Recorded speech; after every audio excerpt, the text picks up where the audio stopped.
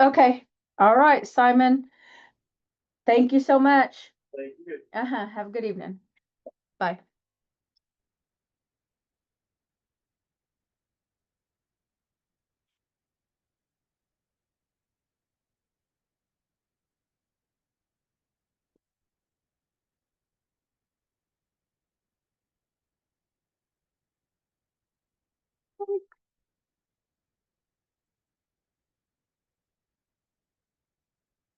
Okay.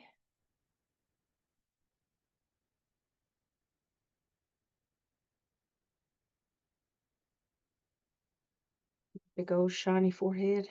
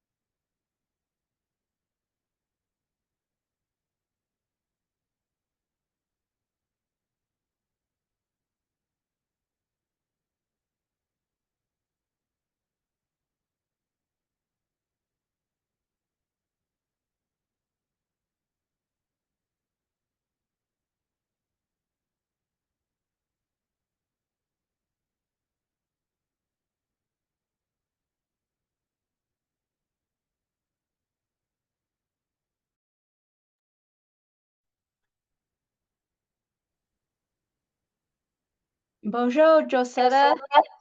Hello, hello. Nishina. I I don't know much language at all. I'm Okay. sorry. You will know more by the time the class is over. Um, Thank you for your interest. And let's see, we also have, is it Shani? Am I saying that right? Hi, it's Shawnee. Shania? Shawnee. Oh, Shawnee. Okay. Yeah.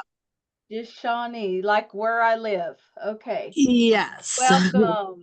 Thank Welcome you. to you both. So we have about 15 minutes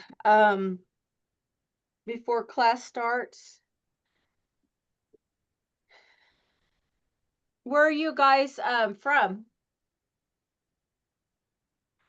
Let me scoot back so you can see me. I'm from Missouri, Missouri? the central Missouri, which is the Ozarks area of Missouri. Okay. Yeah. Lived here most of my life. Oh, okay. Drive through there a lot when I go up north to see my son. He lives in Michigan. Mhm. Well, most of my family's on the Prairie Band Potawatomi Reservation Oh, nice. in Kansas outside of Topeka. Oh, okay, nice. But my dad was in the military, in the army, and we kind of moved all over the place and settled down here when he retired. I get So it. I Okay. stuck around. Yeah, yeah. And Yeah, Shawnee, I'm where are you from, from? well, it's kind of an interesting story. I'm in Canada right now, on Moose Deer Point as the reservation I belong to, and I just moved back here just over a month ago. I Uh-huh. was in Michigan for the last 35 years. Oh, So wow. Okay. I just came back to start teaching. They have a daycare and preschool on the reservation now. So I came back to start teaching preschool because that's what I did in Michigan. Oh, okay. Yeah, so I'm yeah, just new back to Ontario, Moose Deer Creek. Nice. So Okay. Whereabouts in Michigan were you? Traverse City. Traverse City. Okay. Yeah, upper northern Michigan. Um Okay. it was about 4 hours from Sault Ste. Marie. It's about, Oh, wow. Okay. yeah. Yeah, Okay. so we're pretty far up. There's about 10-hour Yeah. drive from here. So Yeah. Okay. yeah. But Yeah, I think, let's see.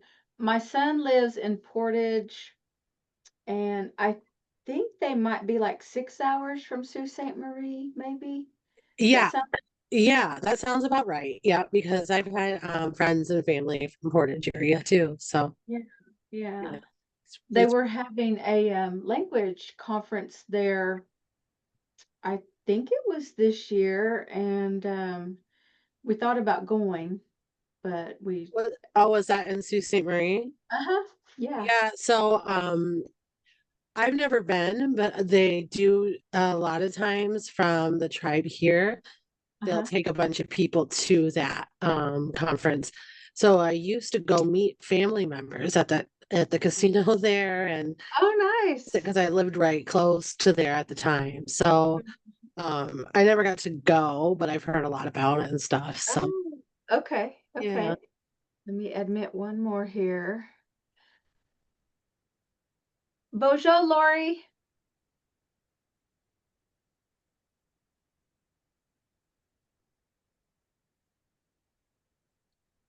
How are you? I'm fine. Good, good. We're glad to have you with us. Thank you. Mm-hmm. We're just kind of chatting. There's about 3 other people that are on already, but we still have about 12 minutes to go. Yeah. I was Yeah. just getting everything set up. Yeah. Now, are you from the Bruno family? Yes. So Vita Is would my aunt is your and aunt. Leon is my uncle. My mom and Okay. dad are brother and sister to Leon and Vita. Got you. Okay. But my Well, it's dad nice passed to meet away. you. Yeah. Those are two of my favorite people in the world. Well, good. They're They're very my precious favorite to me. people in the world. Mm-hmm. I'm sorry about your dad. Yeah. My Yeah. dad was chief. Uh-huh. Oh, William. Yeah. yeah, yeah. Okay. Okay. Well, I'm glad to meet you. Oh, nice to meet you too.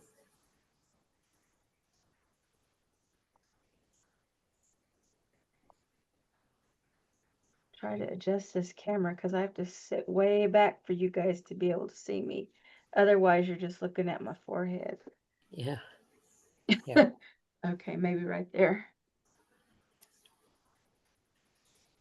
But yeah, we had a community game night Tuesday night, and Leon, he had actually made our bingo game.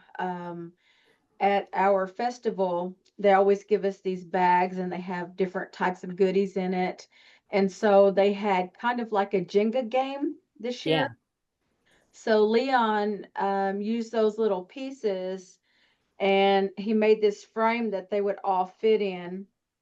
And so the frame actually was kind of like that's how we kept track of like what we had called out like for the bingo, Oh, but it was yeah. all in Potawatomi. All Oh, the wow. words were in Potawatomi. And so yeah.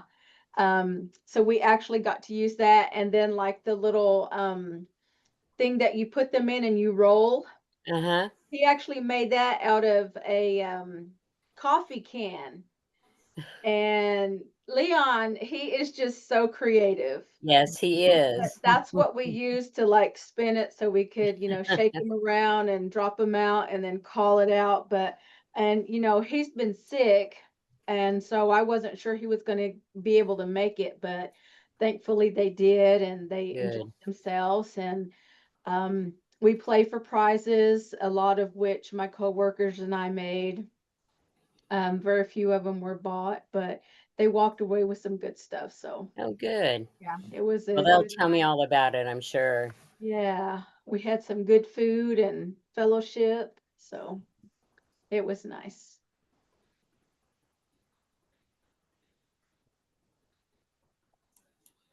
Anybody else?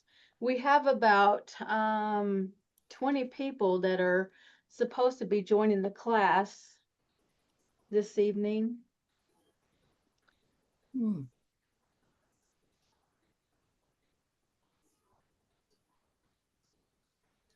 How often do you have these classes? The beginner? Every fall and spring.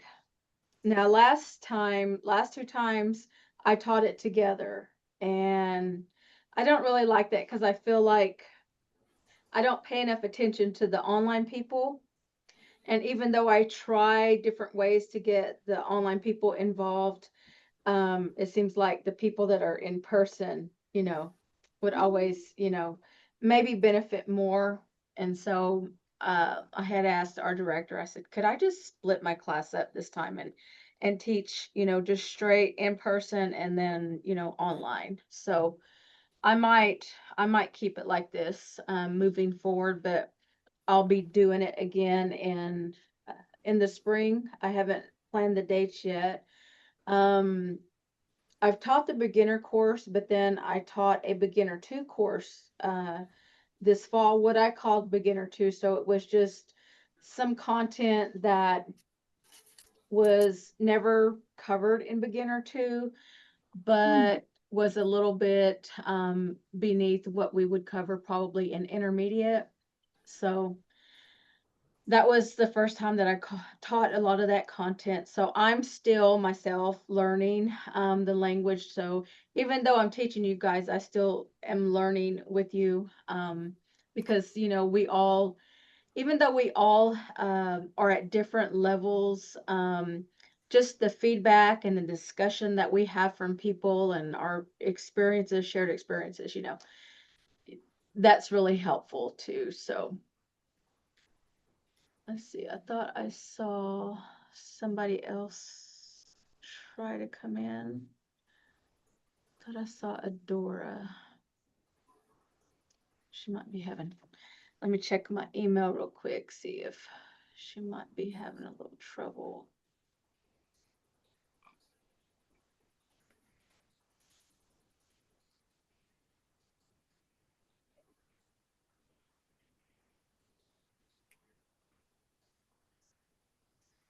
Yeah, there she is. I took and responded. Can't download. My phone is full, but I'll try to find first response. Okay. Dora.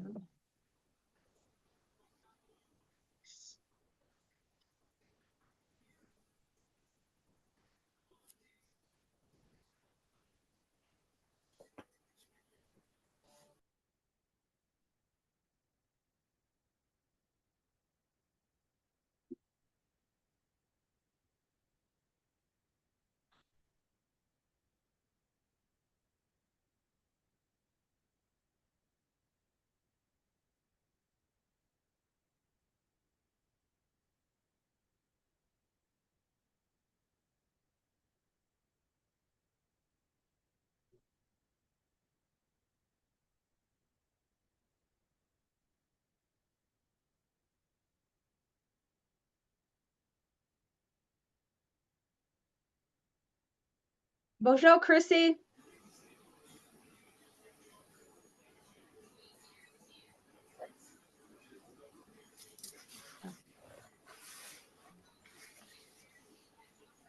She's still trying to connect.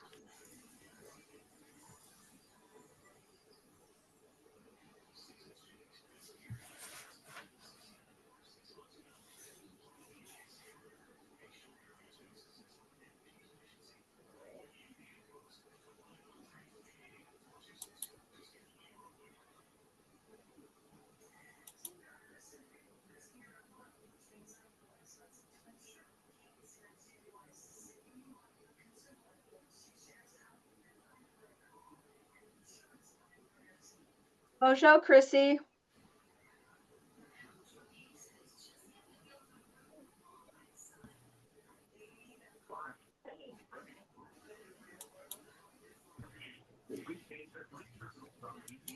Hello?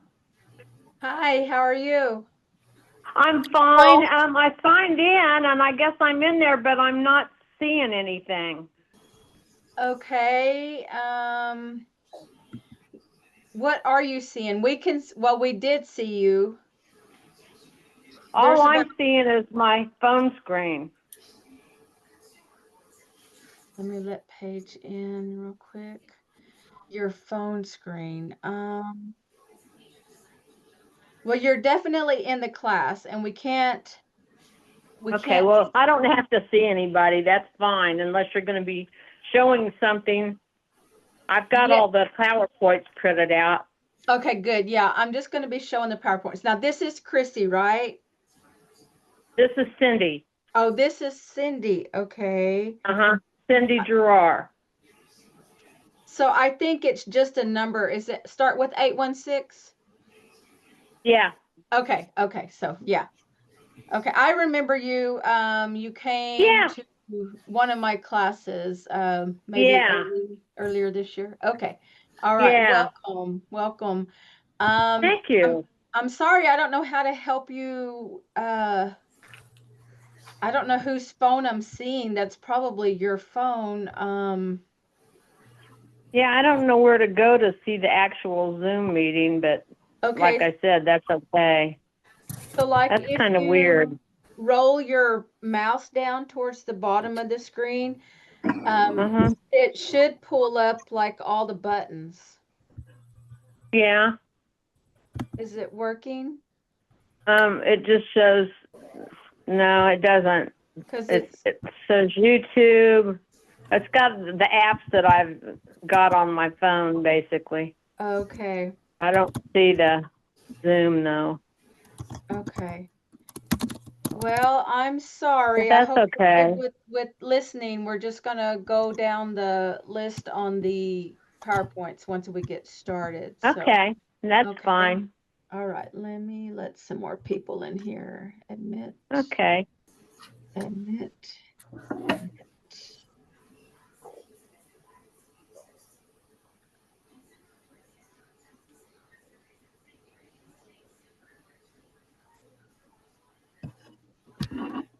Wow, we have, let's see. 1, 2, 3, 4, 5, 6, 7, 8, 9, 10.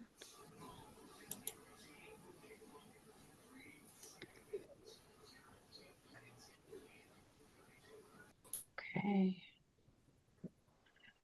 Dora. Hi, Dora. How are you? Hi, Jessica. Hi, Wendy. Hi, Nanette. Is it Nanette? And Paige. Bonjour. Bonjour. Okay, it's 5 o'clock. Right on. Uh-oh, let's see. Here's Miss Ryan. Bonjour, Ryan. Bonjour.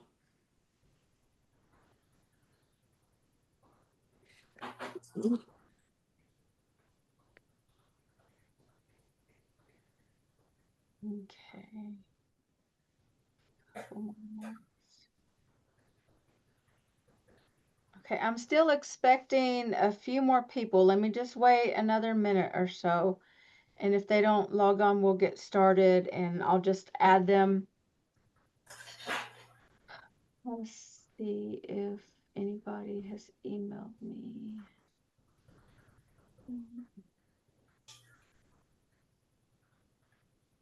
Okay.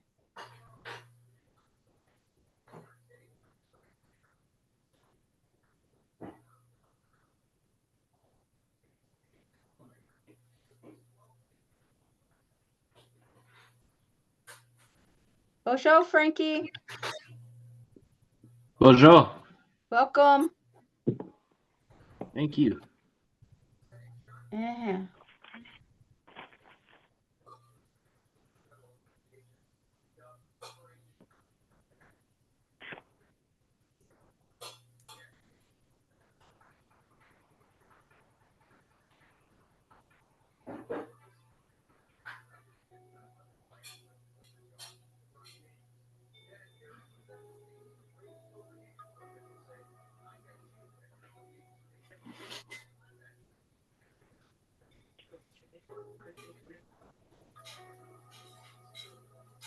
Bonjour, Ashlyn.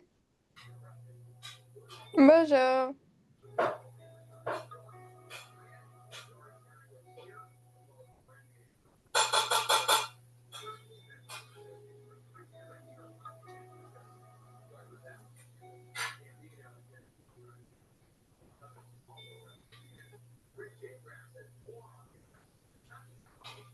So you didn't have to register.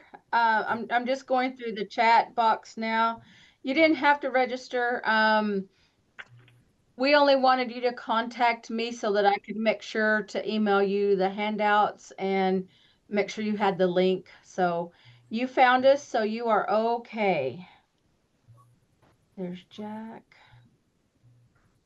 And who is that?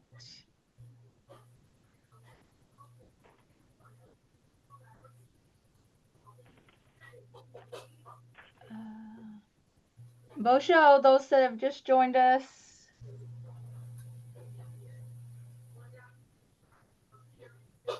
Ashley. And for the one that said that you were turning off your camera, that's perfectly fine. Yeah. You don't have to have your camera on if you prefer not to. Hi, Cindy. Hi.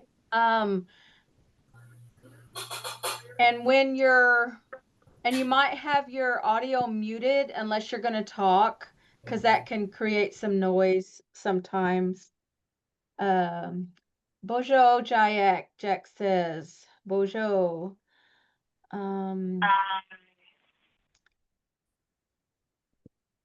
Lori from Kansas. Okay, I think that's everybody. Oh, here's some more.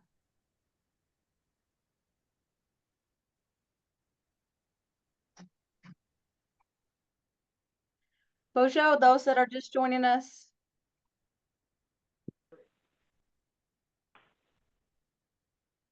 Bonjour. Bojo.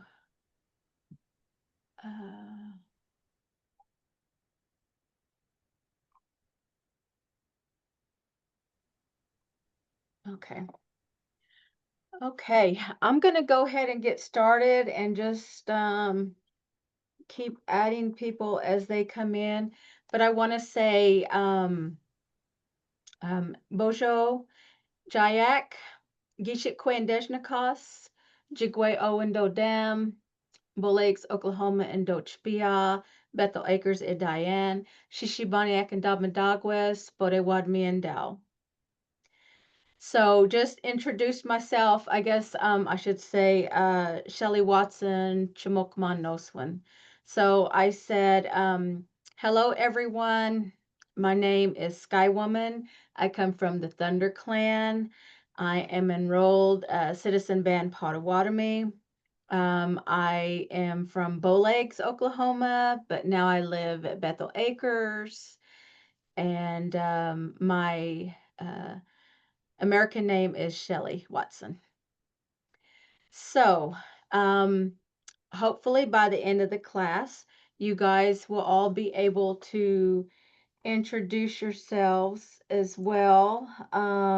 But I want to go beyond that, that introduction. That's a nice goal to have. But we want to get a little bit more into like the grammar part of it, the actual structure of the language, because I feel it's important. That's how I was able to learn the extent that I know. I've only been in this department for December will be 2 years. And I've taught what 3 classes already. I've taught at Gathering, and I teach the elders class every Wednesday here. And so I feel like I've come a long way, and we all learn differently. So I feel like it's important for you guys to hear me speak, but also, I will have some visual um, hand out some information that I'll put up on the screen. And then also probably about the 3rd class, I want us to get into doing some activities together because we all do learn differently. That allows us to hear it, it allows us to see it, and it allows us to do it. So kinesthetically, more tactile activities that'll probably happen in class 3. So this class is set up to be 4 weeks. So pretty intense the first 2 weeks on the PowerPoint presentations. I will say that uh, depending on how the class goes, and I guess, we'll maybe take a vote. I would be receptive to extending it out 1 more week. We just wanted to make sure that we cut off the class prior to the holidays. And I think there's 1 more Thursday that we could meet before Thanksgiving.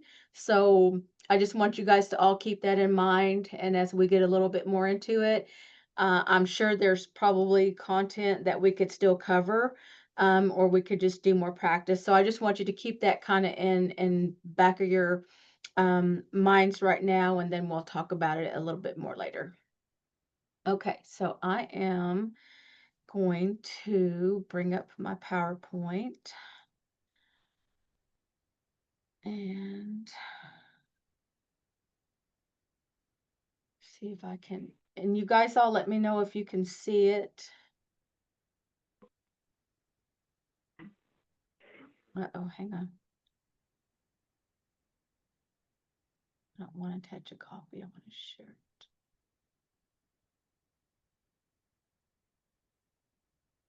Are you guys turn on? Okay, are you guys seeing it?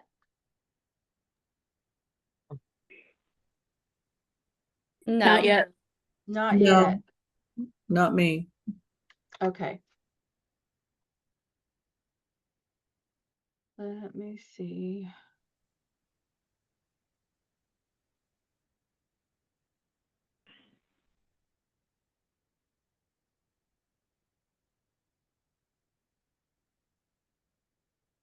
Um,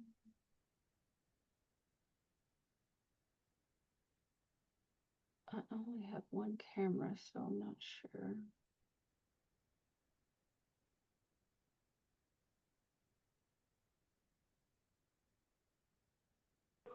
A slideshow getting. Okay, it's rolling, but you guys still aren't seeing it.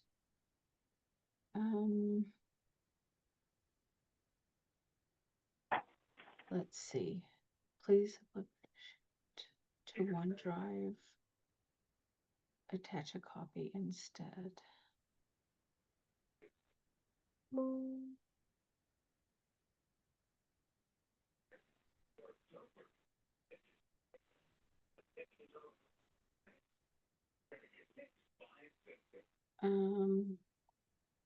I hope it's not going to do this with every one of them, but this first one is sentence. Okay, copy link send. Anyone with the link? Okay, no, I didn't want you to edit it. Okay, give me a second, guys. Let me.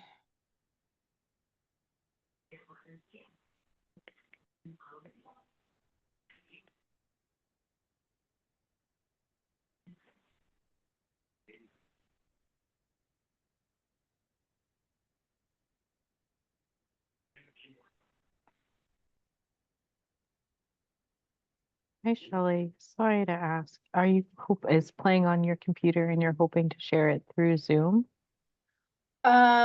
Yes, it should come up through Zoom. Just a minute, I think I lost you guys. It normally just comes up, so I'm not sure what's because when I do share screen, you should just be able to see it, but now Hmm. How do you open Zoom? Or does it automatically open?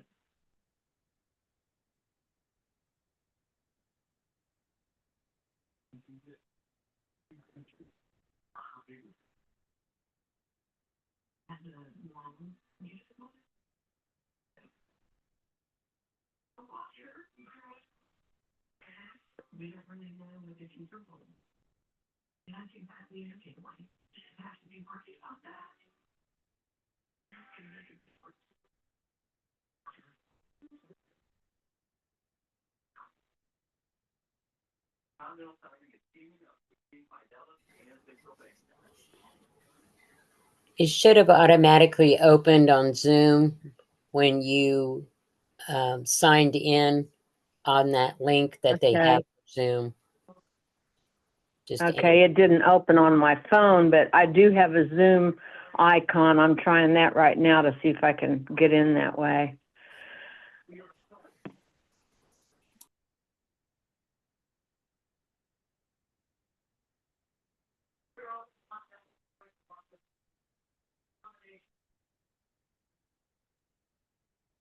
It's coming through now, Shelley. we can see your screen now.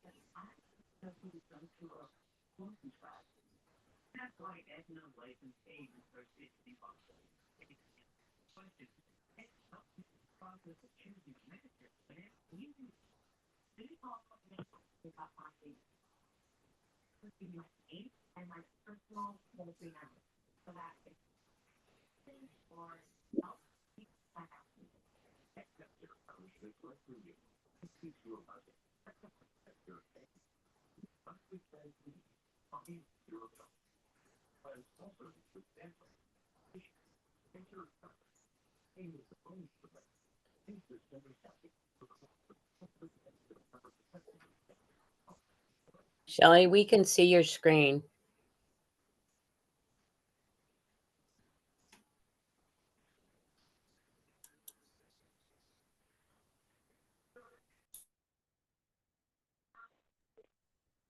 It looks like Shelley might be talking because there's transcription going on, but maybe she's on mute and doesn't realize it. 'Cause I'm not hearing any audio. Is anybody else? Okay, can you hear me now? Yes. Yes, we can. Okay, here we go. So because the language is being written today using English letters to equate Potawatomi sounds, the letters are closer between the two sounds. You will find that certain letters are favored in the north and certain in the south. If you sound out a word, it makes a little difference. You should be able to understand what is being said. Now, I will say that even though there are some that are favored up north and some that are favored down south, it's not always 100%. Sometimes we say things down here that they say up north. I can't really say vice versa because I'm not up north, but that's not always the 100% thing. And I don't know why it's transcribing what I say because I never had that happen before, but okay, consonants. So we have B and P, and those are pretty much interchangeable. So Bama P or Pama P, which means later on. So anytime you see a word and you see a B or a P, just know that's interchangeable. It's the same word. Just like the CH and the J for bagoch or bagoch, which means wild. The D and the T for engoed or engoat means one, so we say engoat. Gises or kises, which is sun, so the G and the K are interchangeable. H is just H. It sounds like huh or in hall. The M and the N for mbogan or nbogan, which is bed. And the M and the N are kind of silent. It kind of sounds like how if you're saying for an M, especially like it makes that sound. Like if you're saying something's good if you're eating, but that's the sound it makes in front of a word. The S and the Z are interchangeable for Sagetch or Zagetch, and they both mean outside. The ZH and the SH, excuse me? The ZH and the SH for Shishibe or Jijibe for duck. So we say Shishibe here, but they say Jijibe. Let me let Cindy back in. She must have fallen out. Okay. And then we have W, like for Wajanda, he or she is cooking. So W sounds like W normally would. And then the Y for Yayeno, for he or she is laughing. So just always pay attention to the beginning of the words and also the end, and we'll see why in a little bit. But just know on these consonants, they're interchangeable. Some unique combinations. So again, like KW and GW, as in quiet, you will either see KW or GW, and it makes that same qua like QU sound. The IW is a little different. So the W sounds like O when it follows an I. So like EO. So if you're just saying EO, remember our I is like a double E. So when that IW is together, it's EO. Like Weoquan, that sounds like WEEOKWAN, but it's really spelled WIWKWAN. So Weoquan, which is a hat. Tadiogamuk, which sounds like Toddy Gamuk. So that's like casino. You're talking about a place where you gamble. So just remember the IW sounds like EO. Anytime you see that combination together. GW as in Guam, so that GU sound. WAW sounds like wow, WOW. And the OY, it sounds just like it does in English, like as in toy, boy, joy, when Y follows O. And then the EY and the IY is the long A sound like ray, bay, or say. Also that EY, so like if you have the dicritical E, it's going to sound either short or long. And if it sounds long, it's going to be like that ray, bay, and say. I don't know what you mean by diacritical. Okay, so there's not one here. So let me show you. Let's see. Let me go back. Did we skip some? Let me back up just a minute. No. Okay. You'll see when we get to the vowels here in just a second. Okay, so these are letters that we don't have. L, R, X, V, and F. Now, our language is kind of shared with like the Ojibwe and the Chippewa. Now, we don't have these letters. That's not to say that they don't, okay? Because we're similar. They consider us vowel droppers here because they have more vowels up there. Okay, here are our vowels that we use here, and we use what's called the Wenaup writing system. Between all our bands, they all use. Some of them use the learner system, which might be like the newest system. I think there's one other band, not Pokagon, Gun Lake. They use the Wenaup system. Kansas Prairie Band, they use a combination of writing systems. And so everybody's a little bit different, but a little bit similar as well. So our vowels. So we have A, and it makes that ah sound as in father. And there's our dicritical E. So it's got that little slash over the top. Oh, okay. So we call it's referred to sometimes as a feathered E or a dicritical E. So it makes that eh as in bat, cat, and rat. But also, if you'll remember from the last screen, previous screen, like right down here on the bottom, I don't know if you can see my cursor, but if it's a dicritical EY, it's going to make that long A sound like Ray, Bay, and Say. So you have to pay attention to what follows it to know how it's supposed to sound. Okay, so E sound as, let's see, let me go back here. So we also have O, and it sounds just like O does in go. I, but it sounds like a double E, as in read, need, or bleed, but I always sounds like a double E. And then we have just a regular E, and it makes that and I sound. And again, you have to pay attention to what follows that E to know how it's supposed to sound.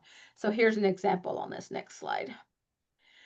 Okay, E sound as Usually if E is followed by a K, it sounds more like So we have Gishuk here, which is sky or day. It ends with the K, so it's making that sound, Gishuk. Tuck, that's a tree, tuck. And then Wabuk, tomorrow. Pay attention to the ending. You see that K, so that will tell us it's going to sound like a. Okay? E sound as or A. So here's another example. The short A sound, it's going to be cat, like cat, sat, or rat. This dicritical.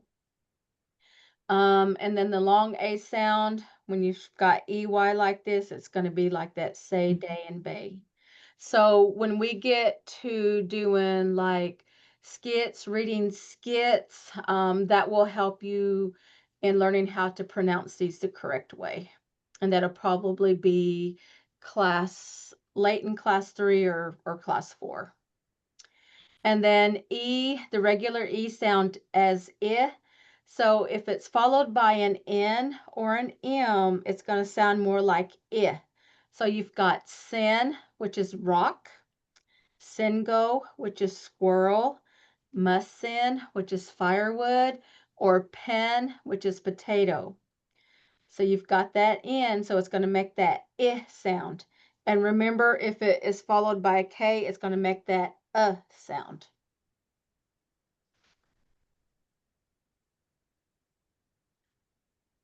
Diacritical E's used in some areas.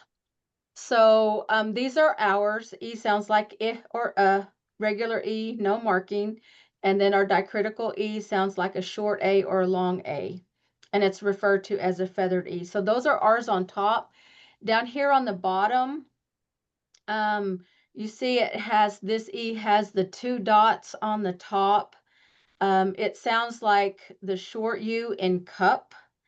And then, so it says to think of these 2 dots as 2 cups, but I believe this is the learner system that is used up north. There's more bands using it than is not. So we try to show these other ways to use so that when you are in different locations, if you are reading the language, then you would pretty much know what it was too. And be respectful of the way that they say it. So the next one, like this E with the little roof kind of over it, if you will. So it sounds like the double O in book or roof. And we don't have that sound. We don't use that sound down here. And then the last one, the E with the one little speck on it, it actually sounds like the E would sound as in spec, so that eh. Okay, so those are the 3 different types of E's that are used in different places with some of our different bands of Potawatomi, and ours are there at the top. M and N are often voiced. This means that they are not strong sounds on the front of words. So for one, which is ngo, ngo, bear, mko, mko, tree is mtuk, mtuk, And then Bo is Matukwab. Those are the sounds that I had mentioned a little bit earlier, a little bit different.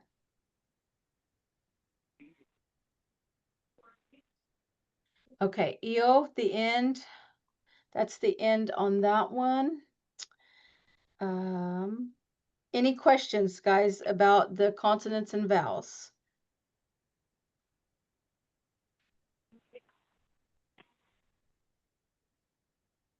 Okay, next we are gonna go to, can you guys see this new slide? Animacy and inanimacy? No, we can't see it. You can't see it, okay.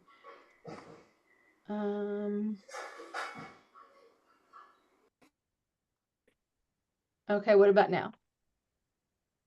Yeah. Yeah, we can see it now. Got it? Okay.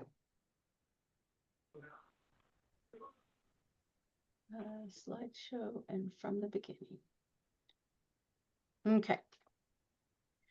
So animacy and inanimacy. The world is broken up into animate or inanimate in Potawatomi. So basically this means that things are either alive or not alive. So a table is not alive, but a tree is. Makes sense?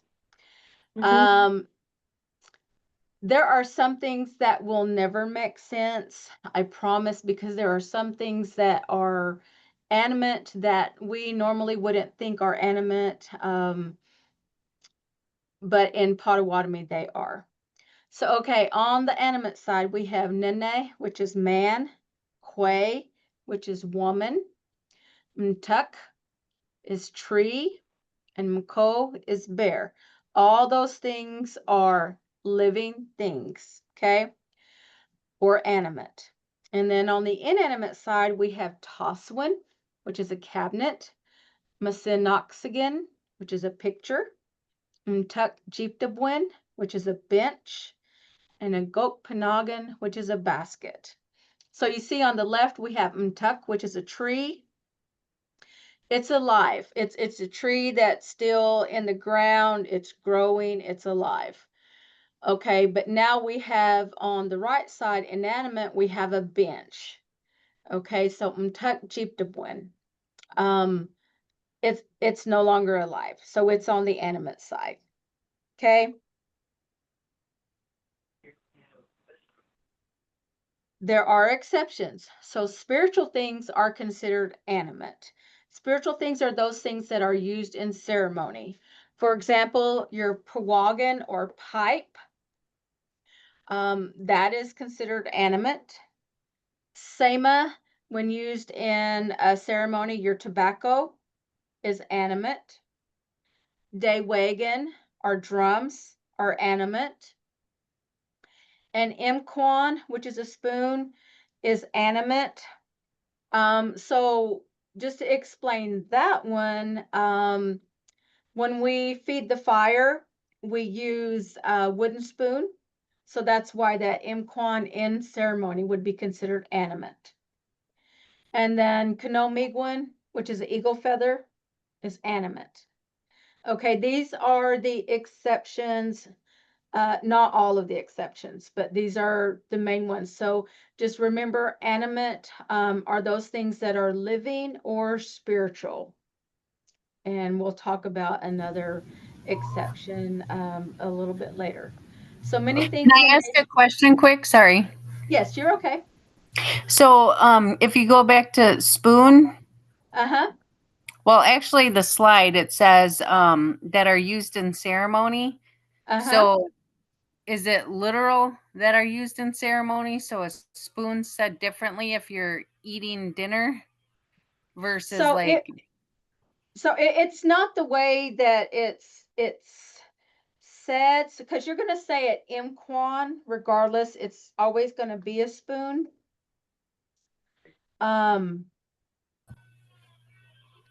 But you have to know the context of which something's being used when it comes to spiritual, because then you have to know what's animate or inanimate to know how to do possession, how to do pluralization, things like that. Does that make sense? So it's very important to know what is animate and what is inanimate. Who am I talking to, by the way? Who was that question? I'm sorry. It was from Chrissy. Chrissy. Okay, Chrissy. Okay, I see. Does that answer your question? Yes. Okay. Thank you. You're welcome. And let's see. Many things in nature are considered animate. However, there are certain objects that are animate in Potawatomi, but are not in English. So foods and plants are about evenly distributed between what's animate and what's not, and it can be confusing. Animals, including people, are animate. Most modern things that are man-made that don't move on their own are inanimate. They are easy to recognize because most will end in "-gen" or "-win". When they end in "-gen" or "-win", that makes them a noun, just FYI. But if you do see those endings, that should be a direct trigger for you that it is an inanimate thing that you're referring to. So some words are easy to identify, but others you just have to memorize.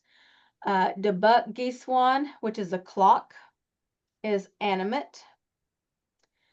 Majin Cowan, which is a glove, is animate. Migwin, which is a feather, they're animate. Zinba, which is ribbon, is animate. Ndaman, which is corn, is animate. It's one of our three sisters. Neeb, which is an arrow, is animate. Kojes, which is a bean, is animate. Dabion, which is a car, is animate. That's one of the things that can't really explain. It wouldn't be animate in, Chimokmon ways, but it's animate in Bodewadmi ways. Pen, which is a potato, is animate, and Mbus, which is a lake, is animate. Not all bodies of water are animate. Not all foods are animate. And I don't have an explanation. If I had it, I would give it to you. The explanations that we have for some of this stuff is Yorkshire Weibuk. That's just the way it is. That's how we were taught. Most things in nature are considered animate or alive. With this concept, you really understand what was important to our ancestors and how they saw the earth as sacred. If a tree is treated in the same manner as a person and likewise a grasshopper, it changes your perspective. Our ancestors saw the earth and all its animals as relations, not better or higher on the food chain, but as equals. Often you would hear old people refer to my brother the bear or my sister the river.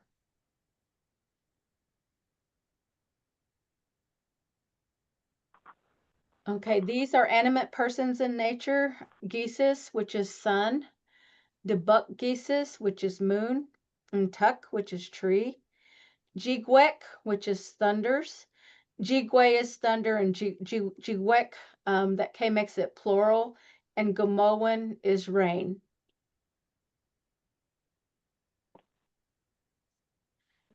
Whenever someone is to take something from the earth, it is our traditional way to put some tobacco down.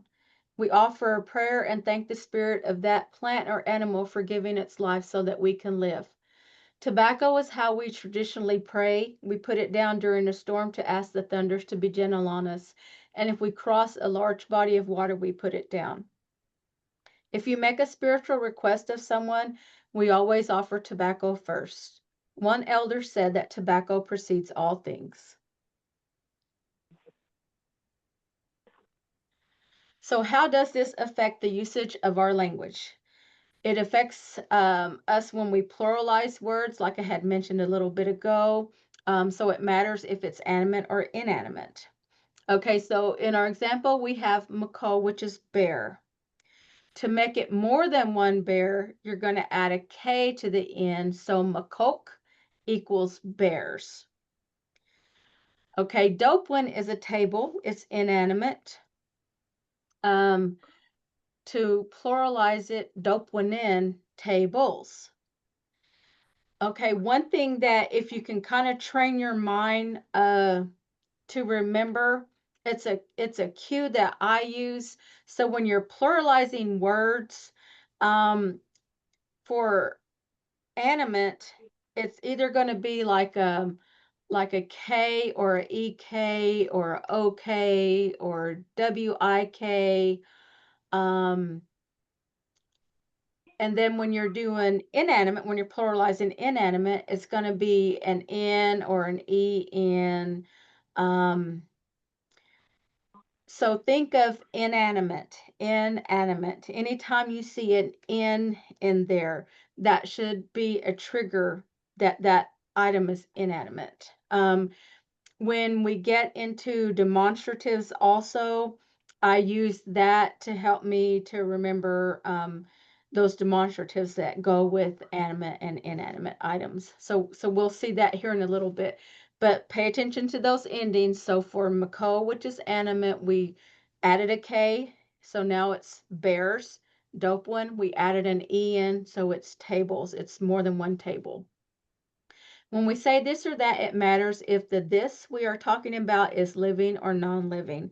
So example, here are a couple of demonstratives which we'll go into more later, but nota, these inanimate things, you'll see it starts with an N. It has an N in it, so that's my cue that we're referring to things. And nota is plural, so we have demonstratives that are singular and plural, both on the animate and inanimate side. And I'll show you a chart a little bit later and some other descriptors that will hopefully help you get that, memorize that, because it's very important. And so Goda, we're talking, it's the plural form for these animate people or things. So Nota is inanimate and Goda is animate, and it's plural form. Even the verb we choose to use depends on whether something is animate or inanimate. So Nawabma, which means I see him or her, that's a VTA. So with VTAs, you're what it is you have an animate thing interacting with another animate thing. Okay, so I see him or her. If you know what Nawabma means, you would know that that's a VTA because it's an animate thing interacting with something else animate. Nawab Dawn, I see it. So it's a transitive inanimate. So you have an animate something transferring to a inanimate something. Nawab Dawn, I see it. And then we have Well Yeah Ya, which is it is round. It's a VII. Well Yeah Ya, it is round.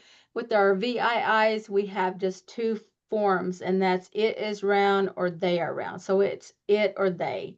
And for our beginner course, we don't delve very much, if at all, into the VIIs, the VTIs, or the VTAs. Mostly our beginner course centers around the VAIs, which I'm going to say are like the easiest. So in the example, Wow Yeza, he or she is round. This is where you're doing something that doesn't affect anybody else. I read, I sit, I eat. He or she is round, you know. So those are the different ways that those verbs are used, and I will show you a little bit more example later, but like I said, we're mostly going to focus on the VAIs. Okay, finally, it can be seen as a stylistic device used by some speakers. For example, if you are telling a story where there is a mirror and the mirror comes to life and starts talking, once this happens, it is now treated as animate. Also, you could use it to make a point, for example, that something in your own life which is considered sacred to you, you could treat it as such, or treat something else as not sacred if it is not important to you, the speaker. I always tell students when I'm teaching classes that as Bodewodmi speakers, we have a lot of power because we choose what's important to us, if you will. So, like in this example, I always say Catholicism, for example. Some of our tribal people are Catholics, and so rosaries would be sacred to them. But if you're not Catholic, then it doesn't hold the same meaning. So you could speak about it in a different way, if that makes sense.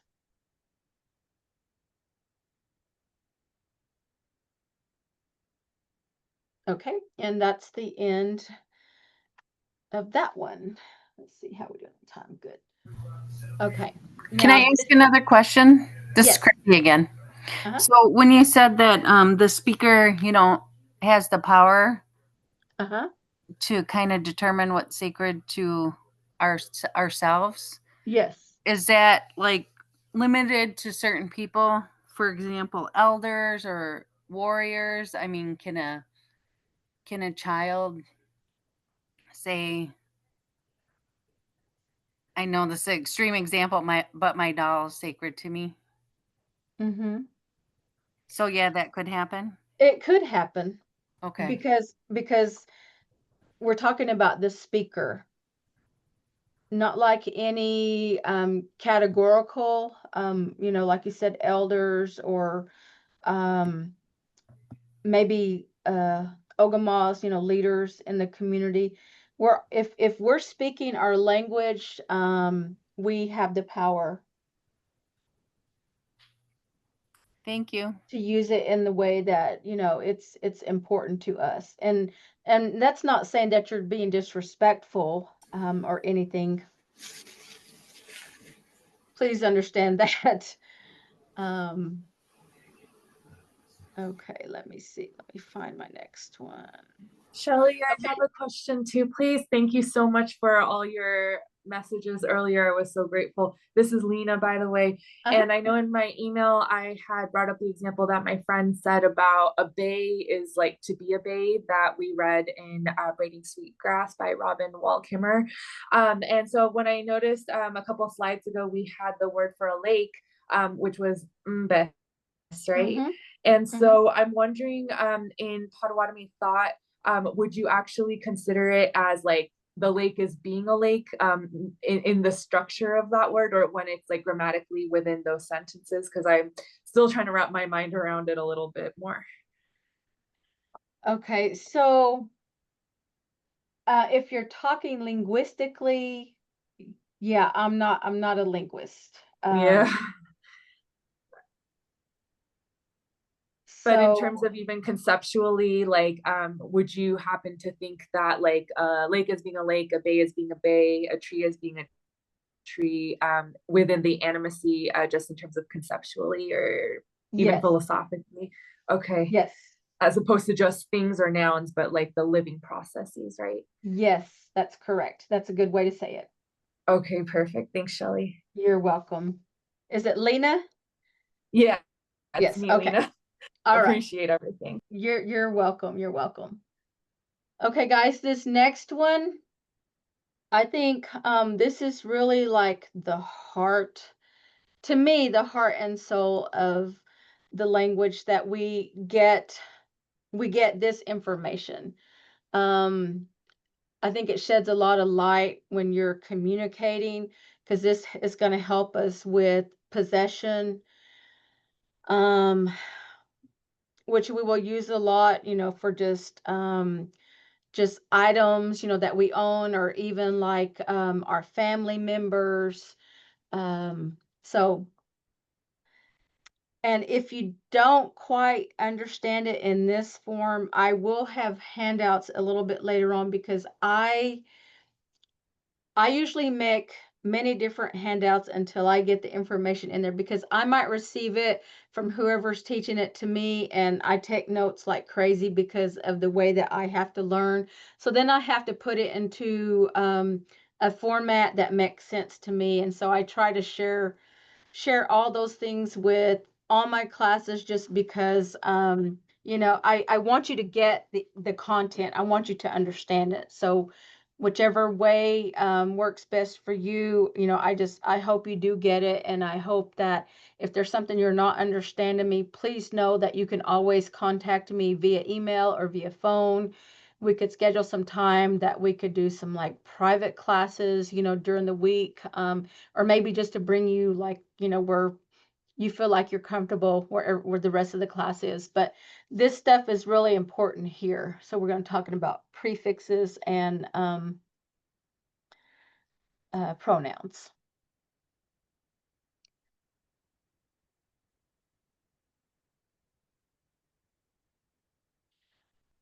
In our language, prefixes and pronouns are attached to the verb. This tells us who is doing the action and shows possession. So this is I, me, or my. And remember, it will be in front of the verb. This G, this is you or yours. And the W is he or she or him or her. Now, these three right here, and I'll show you a chart a little bit later to where it'll make some sense too. But so the N is I, me, so first person singular. The G is second person singular, and then the W is third person singular. Now we also have plurals with these patterns. You're going to see the N again. It's going to be first person plural. And when you see that in that position, we're excluding the person that we're talking to. When you see the G the second time in the pattern, we're now including everyone. We're no longer excluding anyone.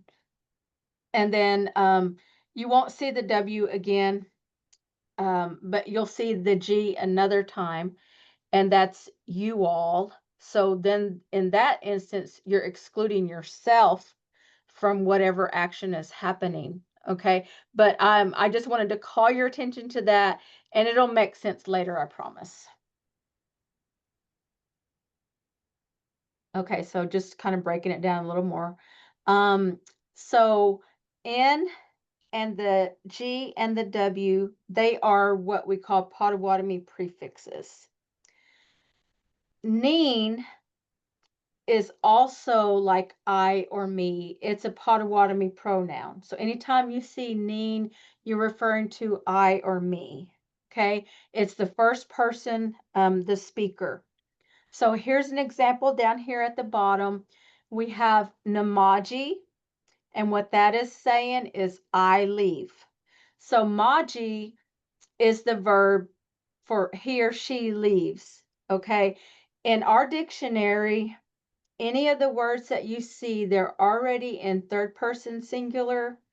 So by putting that in on the front, you're changing who the player is. So now you're saying I leave. And then if we were to put like a G, take the N off and put a G, do you guys remember who I said G was? You. You second leave. person. Correct. Okay, so now here is something. So Maji by itself without an N or a G is he or she leaves. But you could also put a W, that W on the front, that's for he or she also. So that would just be a matter of preference at that time. If you want to put a W in front of Maji, or you just want to just have Maji, it still means he or she leaves. And you'll see that in the pattern here in just a minute. So here's just the breakdown for Geen, which is you yourself, the Potawatomi pronoun for you or yourself. Likewise, Geen or G is used for the second person. So here's the example, Gamaji. Now it's you leave. And then we either use no marking or W to indicate third person. So Ween, which is he or she. And here are some examples. So we have Wamaji Ojon, John leaves. Or Maji Ojon, no marking on the front. it's still John leaves. And then we have Wamaji, he or she leaves, or just Maji, he or she leaves. Does that make sense? Shelly, yes, does it, is there any rules for these variations, or, this is Lena again, by the way, or is it just up to the speaker? Like It's- something you were It saying is before? up to the speaker. Yes, it is up to the speaker. So it's a matter of preference. So again, here comes that power thing into play. It's up to the speaker whether you use the W or no marking at all.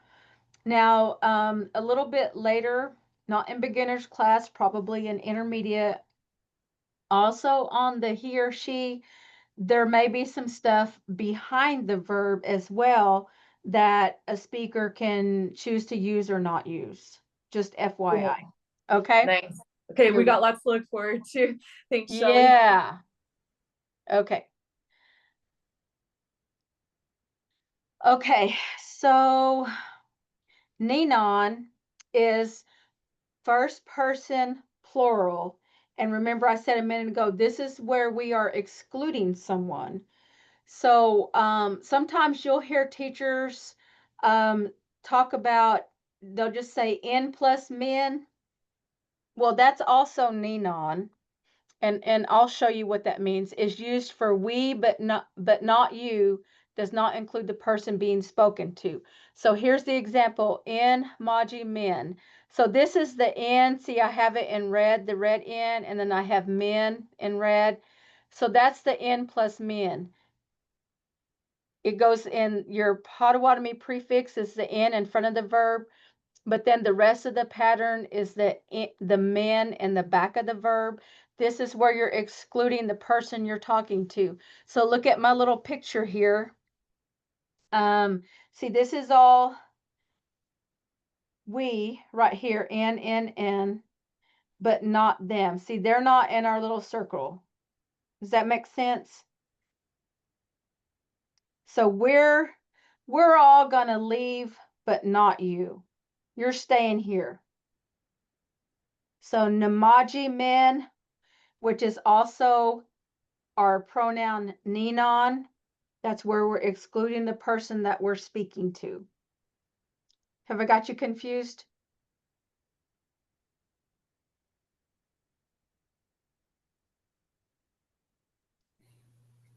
Shelly, so the N men form goes like around the main verb, it looks like, right?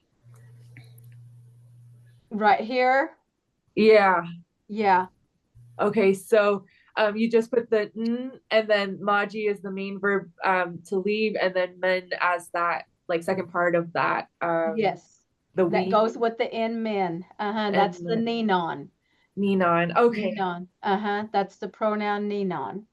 Ninon. Now this one, Ninon, makes sense, but the last one, when we get to it, it's not really going to make sense. You can't really see it in the pattern. You just kind of have to know.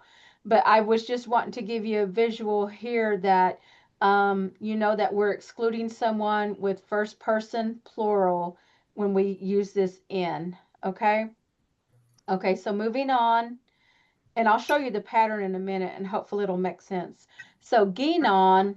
This is where I said we're all coming back together. Now see, they're in the circle with us. We are all going to do whatever it is we're doing. So if it's Gamaji men, we're all leaving. We're not excluding this person anymore. Okay, so G plus men is Ginon. Okay, moving on. Yeah, there's the example, Gamaji men. We are all leaving. G and the men. So there's the G plus the men for Ginon. Okay, next is Ginwa. So you all, Ginwa is you all. I have a question. Uh-huh. When you said the Jimaji men or Genon, can we use either one, or we only can use the one when we're talking about somebody's leaving, or like everybody's included? Yeah, you will possibly use all of these at some point. It just depends on who the players are in the conversation, if that makes sense. Who the players or actors. We call them players or actors. Okay. Okay. And we'll break that down a little bit more here in just a minute. So quinoa is you all. And instead of it being G plus men, it's only G plus M. So you'll see in the example, gamajim, that's you all leave. So this is where we're excluding ourselves. See, the arrows are pointing at all of them. They're all leaving, but you're staying here. So you're excluding yourself with the you all. Okay. Okay. Okay, and here is the Weenwa, or K is how it ends up being, is used to indicate they. So here's the example, Majik, they leave. So this is what I was saying, this last one doesn't make sense. So Weenwa, which is they, is represented by a K. See the K at the end of our verb Maji? So you just have Majik. So you will learn that when you see Majik, that is saying they are leaving because this is they here at the end. So in the picture, see, we have I or we have me and we have you, and we're pointing at them. They leave. Okay. So let me see if I put the whole pattern in here. Okay, here's the whole pattern. So you need to memorize this pattern, guys. Memorize these Potawatomi prefixes right here. N, G, W, N, G, G, and then nothing. Or it could be N, G, nothing, N, G, G, nothing, depending on whether you want to use that W or not. This is what we refer to as the Maji pattern. It's considered independent. And this is a VAI verb. So this is where you're doing something and you're not affecting anybody else. But I have VTI on here too, because VTI are second level verbs and they conjugate really similar to the VAIs. So we're still using our verb Maji. Let me admit this person real quick. Okay, so we have Namaji, which equals I leave. Gamaji equals you leave. Wamaji or Maji, he or she leaves. Namaji men, we all but not you leave. So we're excluding the person we're speaking to. Gamaji men, we all leave. We're all going now. And then Gamajim, you all leave. Now we're staying and they're all going. So we're excluding ourselves. They're leaving. You all are leaving. And then Majik, this is where maybe you and I are talking and then we're pointing at them. We're like, they're leaving. You and I are staying, but they're leaving.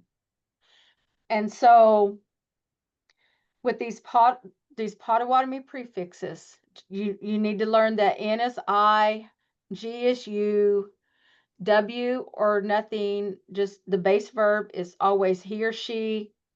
And then N plus men at the end, it's plural, and we're excluding this person we're speaking to. G plus men, that's we're all doing something. G plus M, you all are doing something, we're excluding ourselves. And then the verb with the K on the end, that's the they. They're doing something. Questions? Does that make sense now, seeing it like this?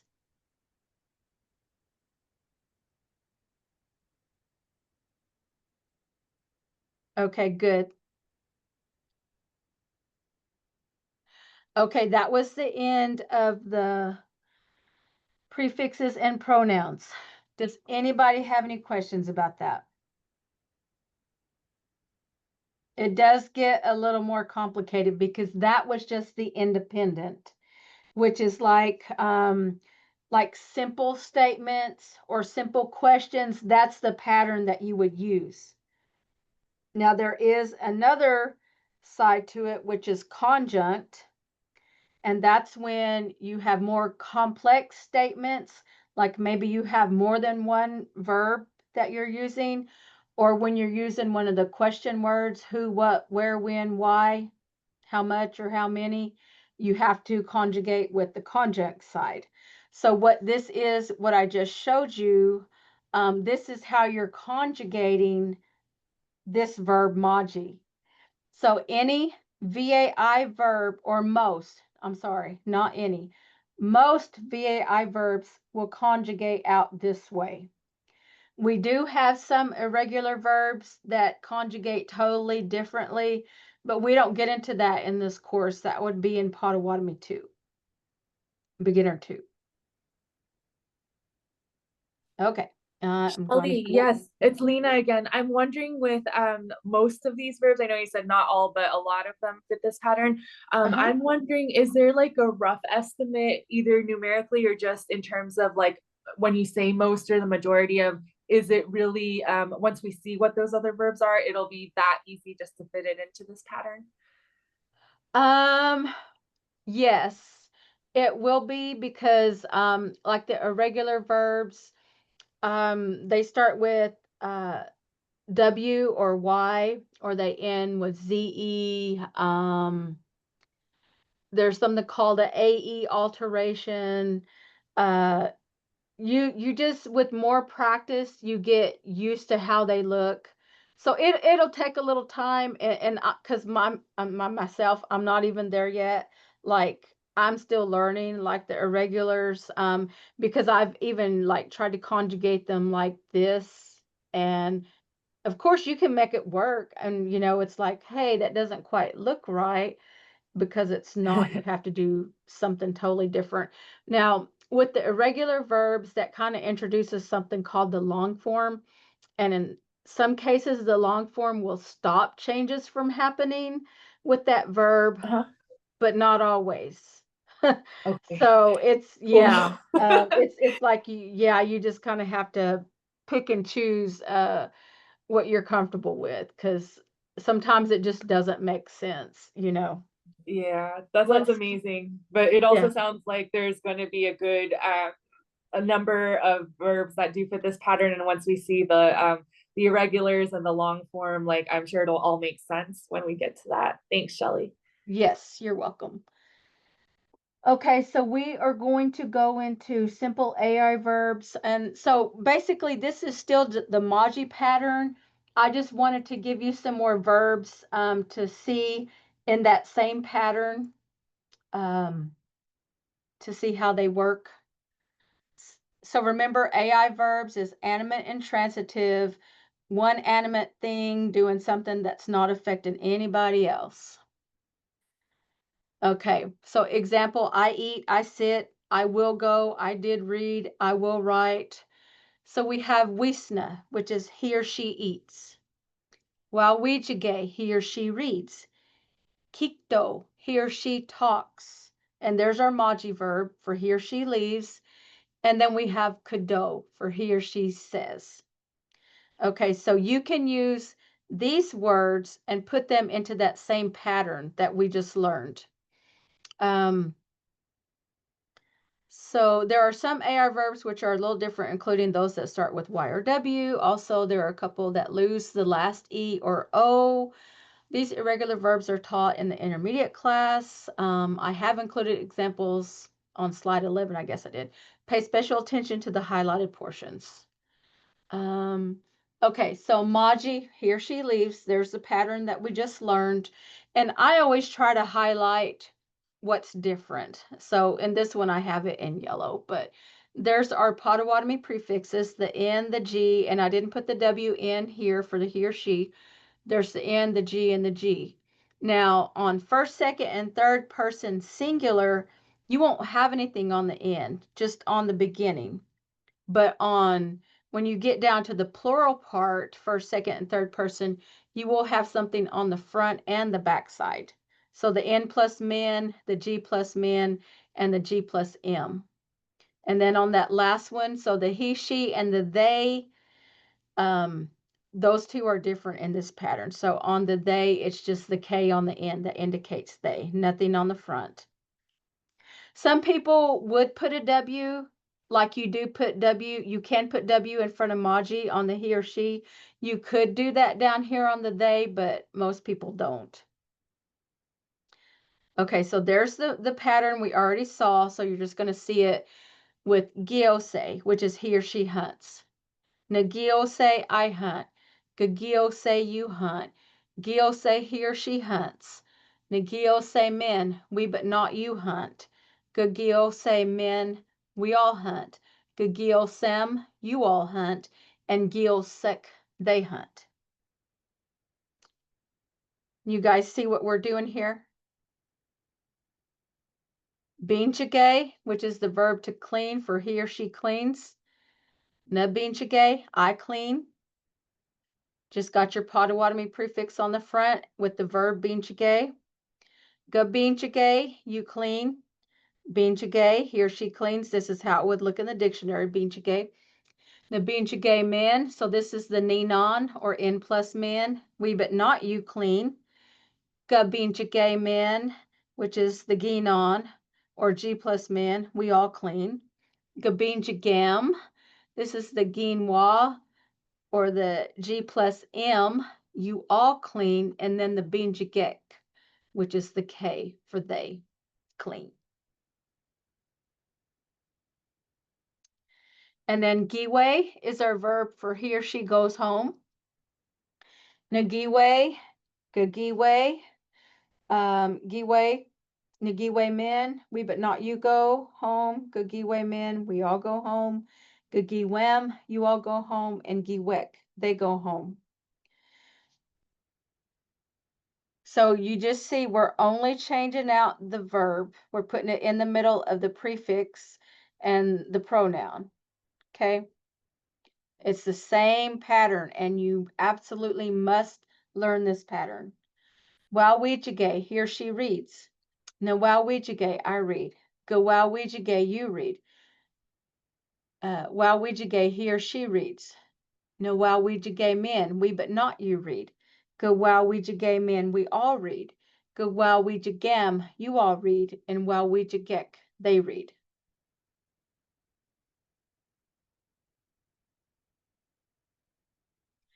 Nabiage, he or she writes.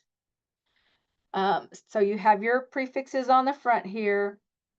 And so this is your pronoun, N plus men, down here, G plus men, G plus M, and then K. You guys with me? Can I ask a question again? This is Chrissy. Can Absolutely. you say that first word? So do you pronounce the N twice? Nabiage. Nabiage. Okay. Nabiage, he or she writes. So we write it, but you don't necessarily have to say it, because if you're speaking to someone, they're going to know you're talking about yourself. Does that make sense? Or they're going to know you're talking about them. Uh-oh, let me go back. Does that make sense? So I think Nabiage, gonna be a gay. So when it's like a double, even like if this was a started with the G, you wouldn't necessarily have to say the G in front of it, because it's just, you have to write it, you just don't have to say it, okay. because you would be communicating with someone, and like I said, they would know. But that's a good question.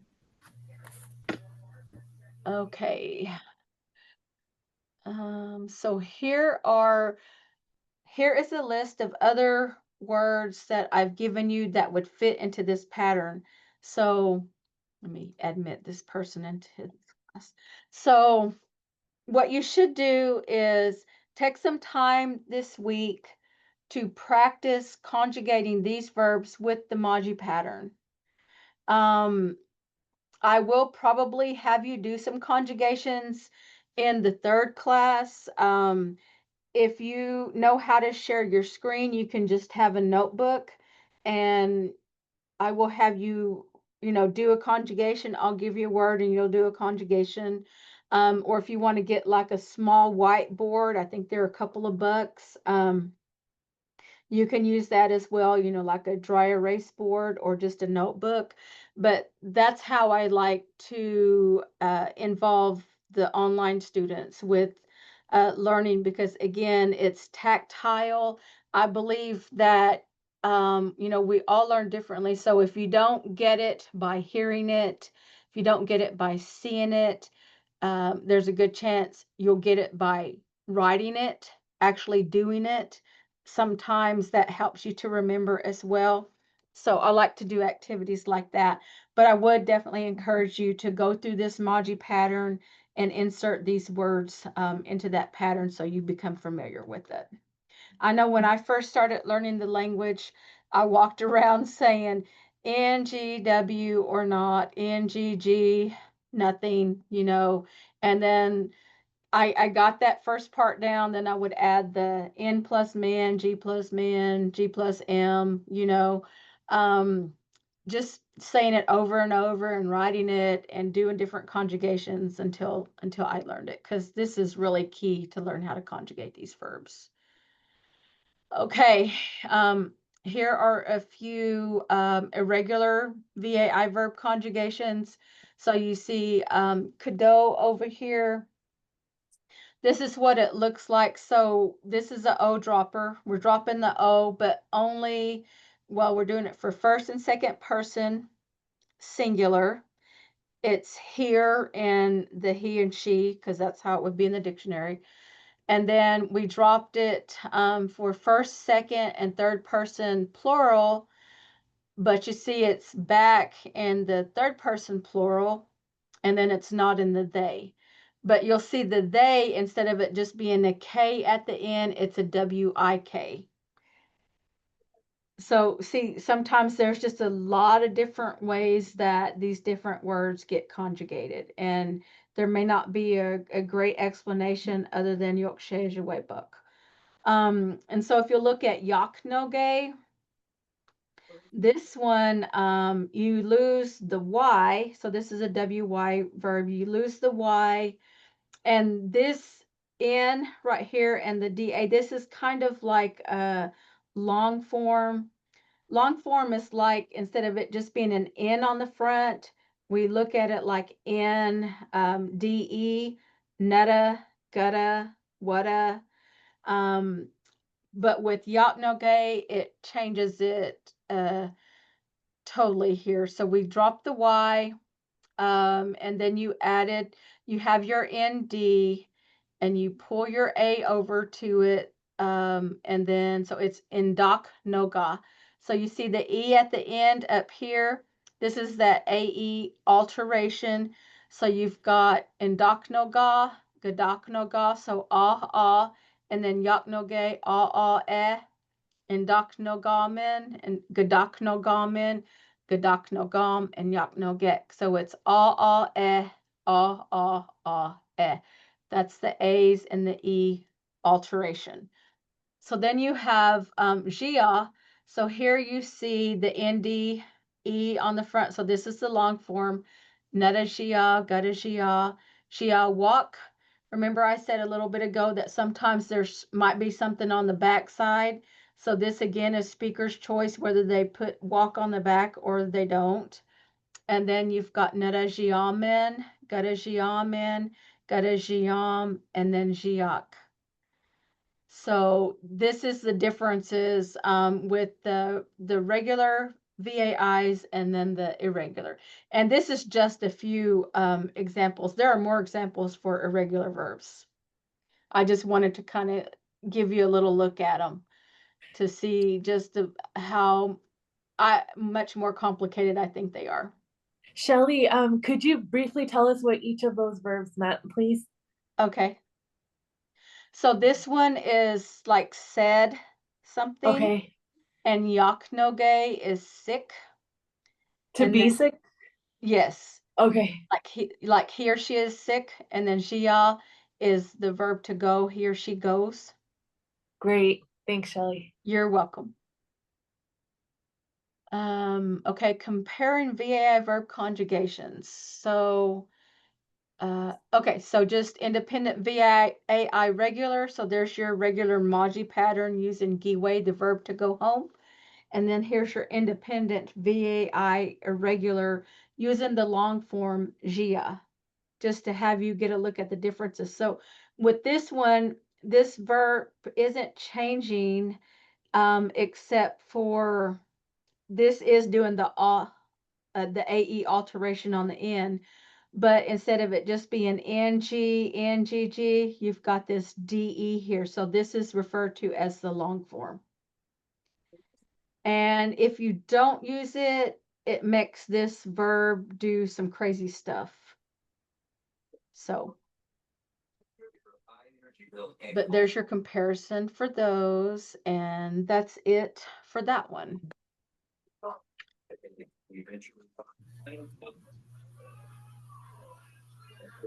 Let's see what's next. Kelly, you mentioned the Potawatomi dictionary. Uh-huh. Is that a dictionary that all the bands are using, or is this specific to Citizen Band?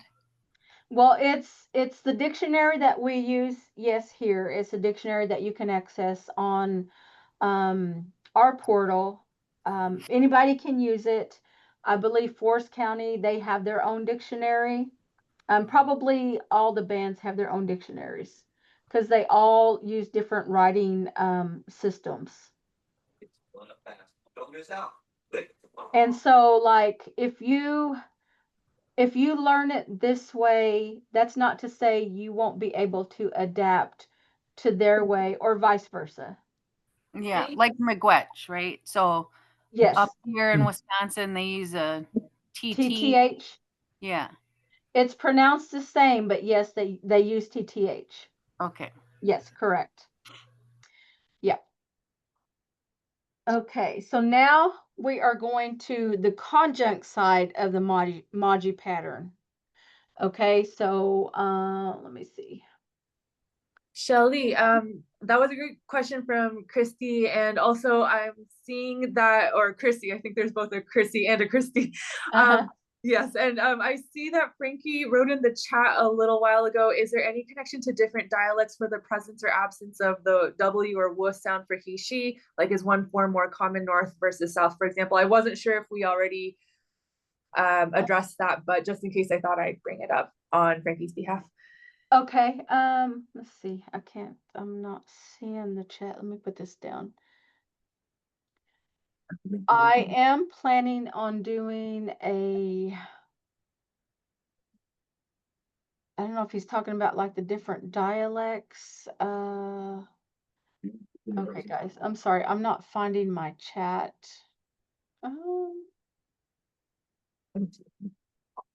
Yeah, I see Frankie's still here. So Frankie, if you want to speak up and yeah, that'd be great.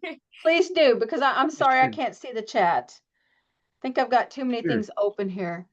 So basically, I was just wondering if like there's any connection like with the ones that have alternate forms like Maji and Wamaji, if there's any connection to like different dialects or regions for whether you have the W there or not.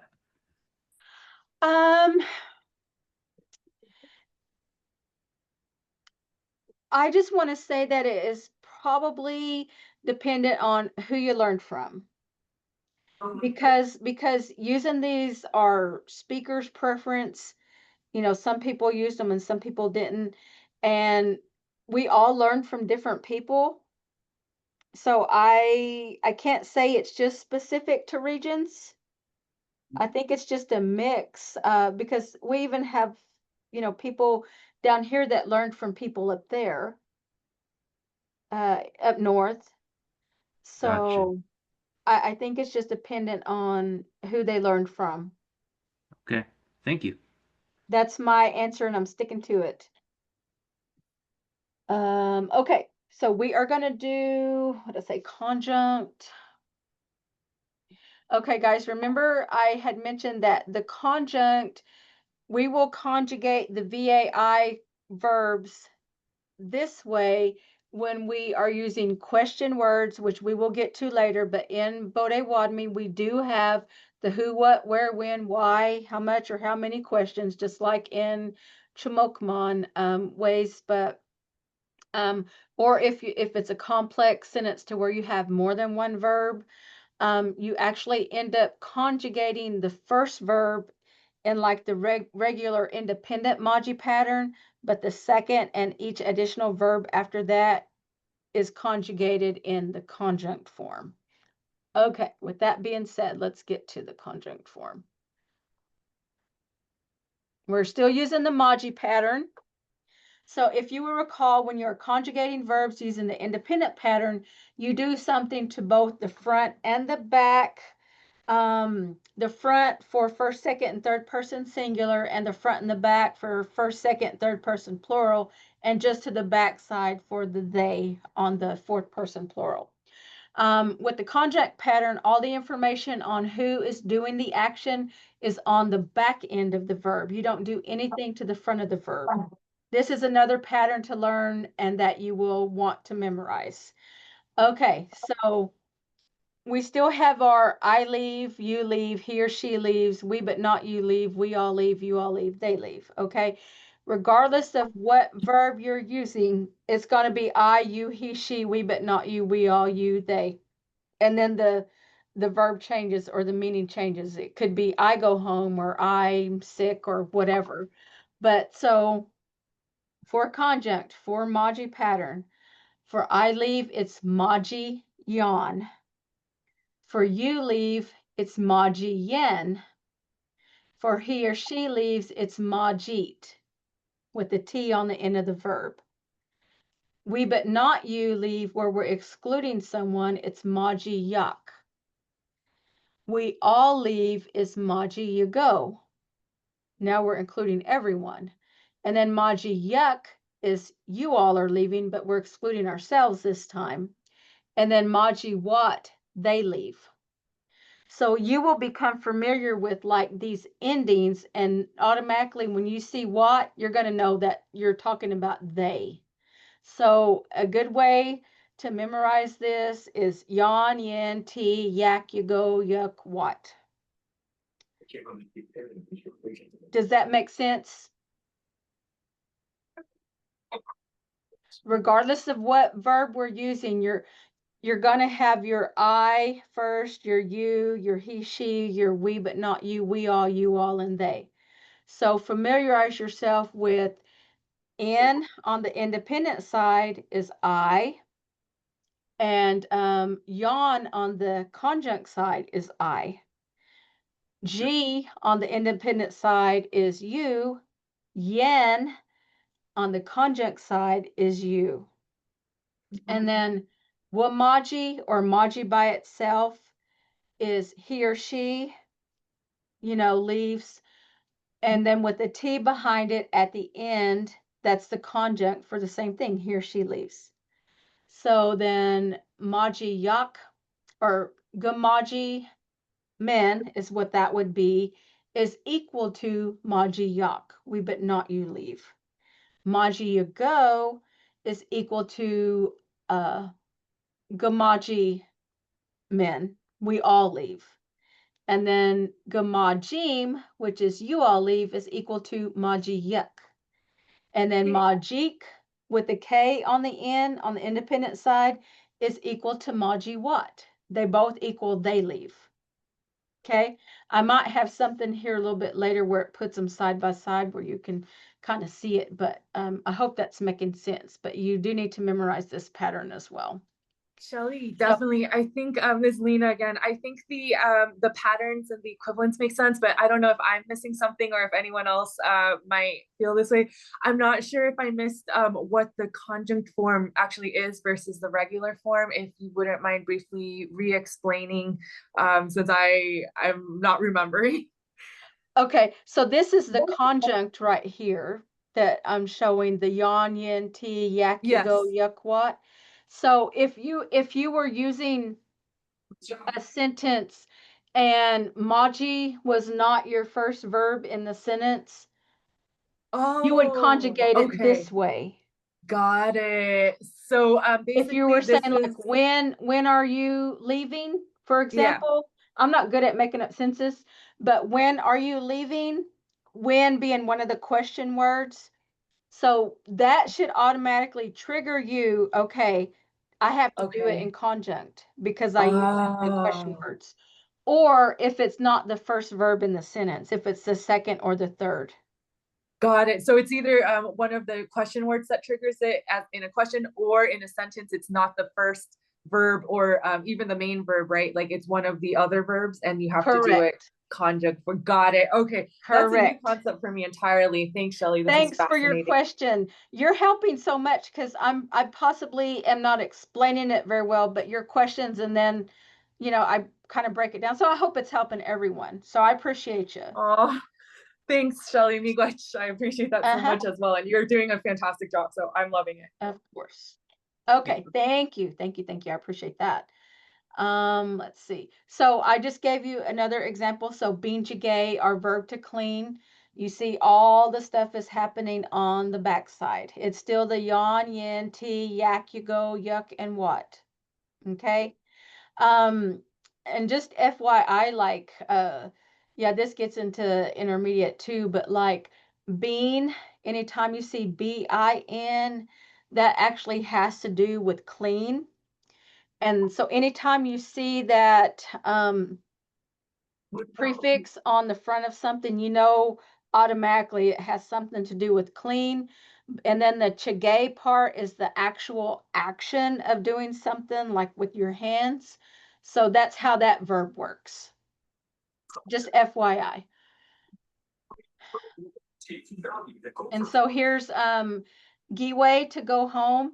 Again, the verb is still the same on the front and all the information is happening on the back side. So this is as if you were using these verbs with a question word, or it's the second or third or fourth verb in the sentence.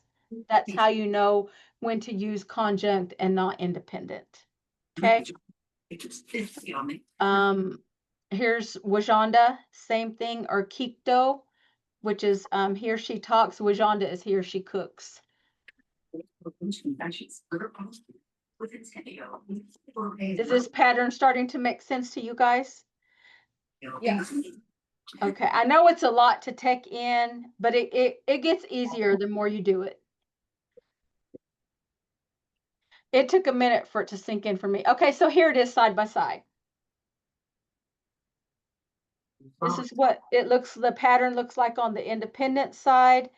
And this is the players in the middle, or the actors. And then here's on the right side what it looks like on the conjunct side. Shelley, Yes.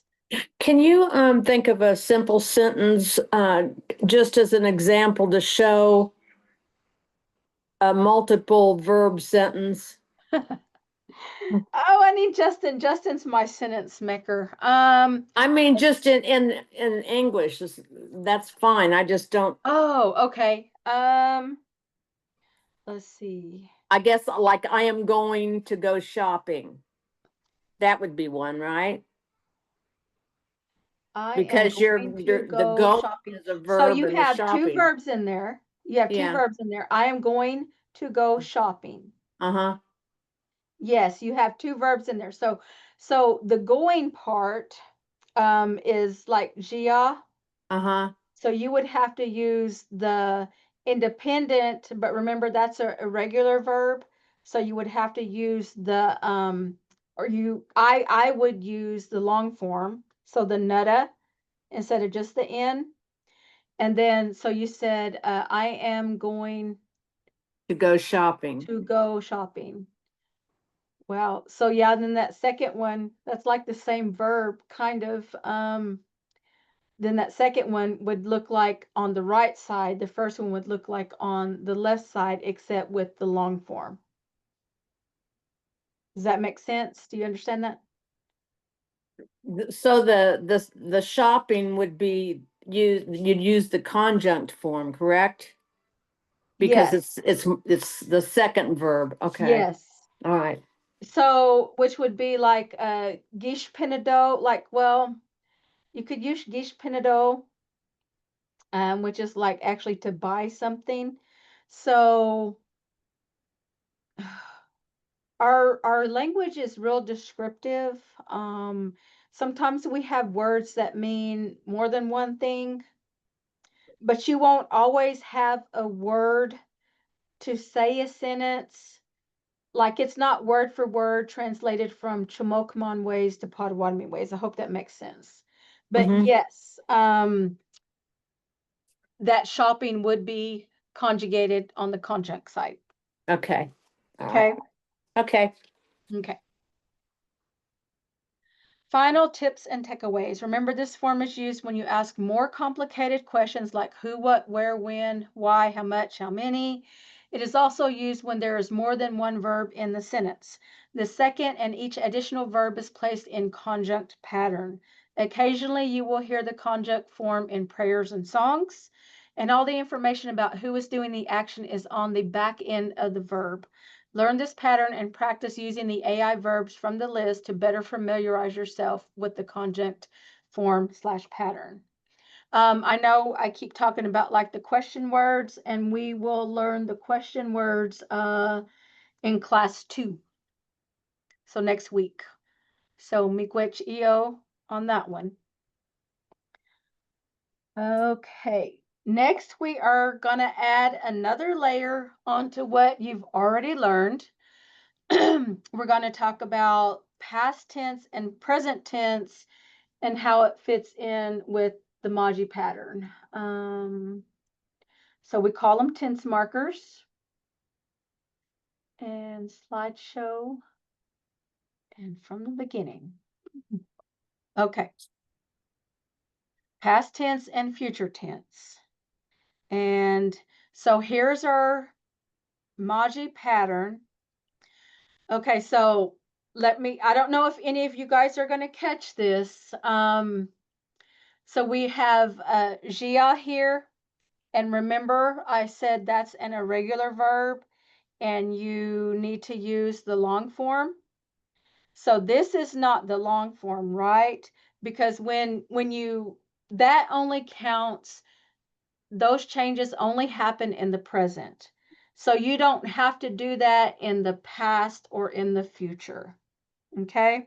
I know you're probably like, what the heck is she talking about? But you'll catch on. You'll catch on. Okay, so let's look at this first one. So in order to indicate the past tense in Potawatomi on the independent side, we're going to add a GI behind the pronoun. Well, it says behind the pronoun, but it's actually behind the prefix and before the verb. So there's our prefix, the N, and there's our GI, and then Maji. So what that is saying is I left. You know, we might think of it as I did leave, I left already. Regardless, it's in the past tense. You know, like somebody might call and say, hey, are you still here? And you're like, no, I left. So Nagi Maji, I left. Okay. Nagi Shia, I went. Gagi Shia Ne, did you go? We haven't studied this yet, but this nay, that is our question indicator, our simple question indicator. So did you go? Gagi Shia Ne. So the G, the first one is the U. The GI is the past tense marker. This is our verb to go, and this is asking the question. Did you go? Gagi while we jagamen, we all read. So you, this is in the past. So here's the you all, the G men, remember G plus men. This is where we're all including everyone now. So this is we all read. Gi Nabiagek, they wrote. Gi Binchige Onene, he cleaned. Let me go back. He cleaned. So we're talking about this man, that man, this is clean, and then this is in the past. Okay, and so let's see.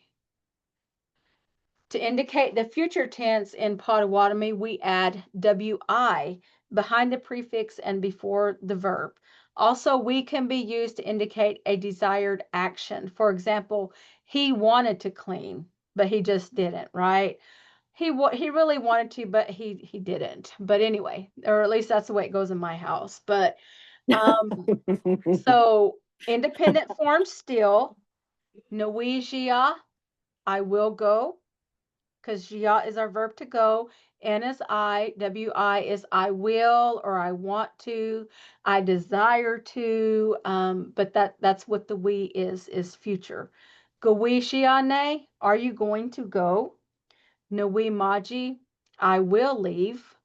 Gui wawijigamen, we all are going to read. We nabiagek, they will write. So there's that K at the end. That's our they. They will write. We binjige onane. He will clean. Is this making sense to you guys? So all we did was add that past and that future tense in there, in between the prefix, which is the N, the G, the W, the N, the G, and the verb. In the conjunct form, we use ga instead of gi for the past, and wa instead of wi for the future. Okay, so remember, this is on the right side, the conjunct side, where all the action happens. Where are the players at on the conjunct side, guys? On the back the end of the back. verb. They're on the back side, correct. So nija pi waja majiwat. When are they leaving? Remember, the what is they. And then there's your wa. So remember, we use WA on the conjunct instead of WI like we do for independent. Nija ga waja majit. Why did he leave? Nija pi wa wawija yen. Remember, yen is you. Over here, I've got the conjunct pattern over here on the right.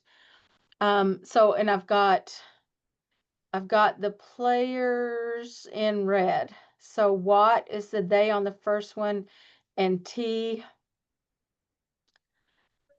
Nija ga waja majit. That's the he and the she there. Napija wa wawija yen. That's the you. When are you going to read? Najetso bamazajuk ga gio say what? And that's how many people went hunting. So najetso is one of our question words. It's either how much or how many. Bamazajuk is people. This K makes it plural. Ga is past tense. Giose is hunting, is the verb for hunt. And then the what is the they. How many people went hunting? And let's see. So we'll cover this more in a later section. Tense markers and time. We will talk about time markers a little bit more. There's not really that much to it, but Gagi Majimen Nago. So that's we all left yesterday. Nago is yesterday. G plus men, that's the we all. And the Gi, of course, is in the past. So that's the we all left yesterday. Wabak Nui Maji, I am leaving tomorrow. Wabak is tomorrow. Nui is I will, and then Maji is leave. I will or I am. Gi Xiamne Nago, did you all go yesterday? So Nago again is yesterday. Gi is in the past. Jia is the verb to go. The M is the you all. And then Gui Bodwe Ne Iba Ingom. So are you going to build a fire over there today? So Bodwe is our verb to build a fire. We is in the future. G is you. Ne is our question indicator. Simple question. Iba is over there, and Ingom is today. So this is sentence structure, guys. This will help you learn when you're forming sentences where things should go. And that's why I kind of, I hope the color's not bothering anyone's eyes, but for me, it helps me to see like the different parts. So if it does bother anybody, you can just message me, send me a message, and I'll change my slides for like the next things. But I as a whole, I really think this helps. So Wawijige, he or she reads, that's our verb for he or she reads. So here's the pattern, the whole pattern, with the past tense marker. Nagi Wawijige, I did read. Gagi Wawijige, you did read. Gi Wawijige, he or she did read. Nagi Wawijige men, we but not you, did read. Gagi Wawijige men, we all did read. Gagi Wawijigem, you all did read. And Gi Wawijigek, they did read.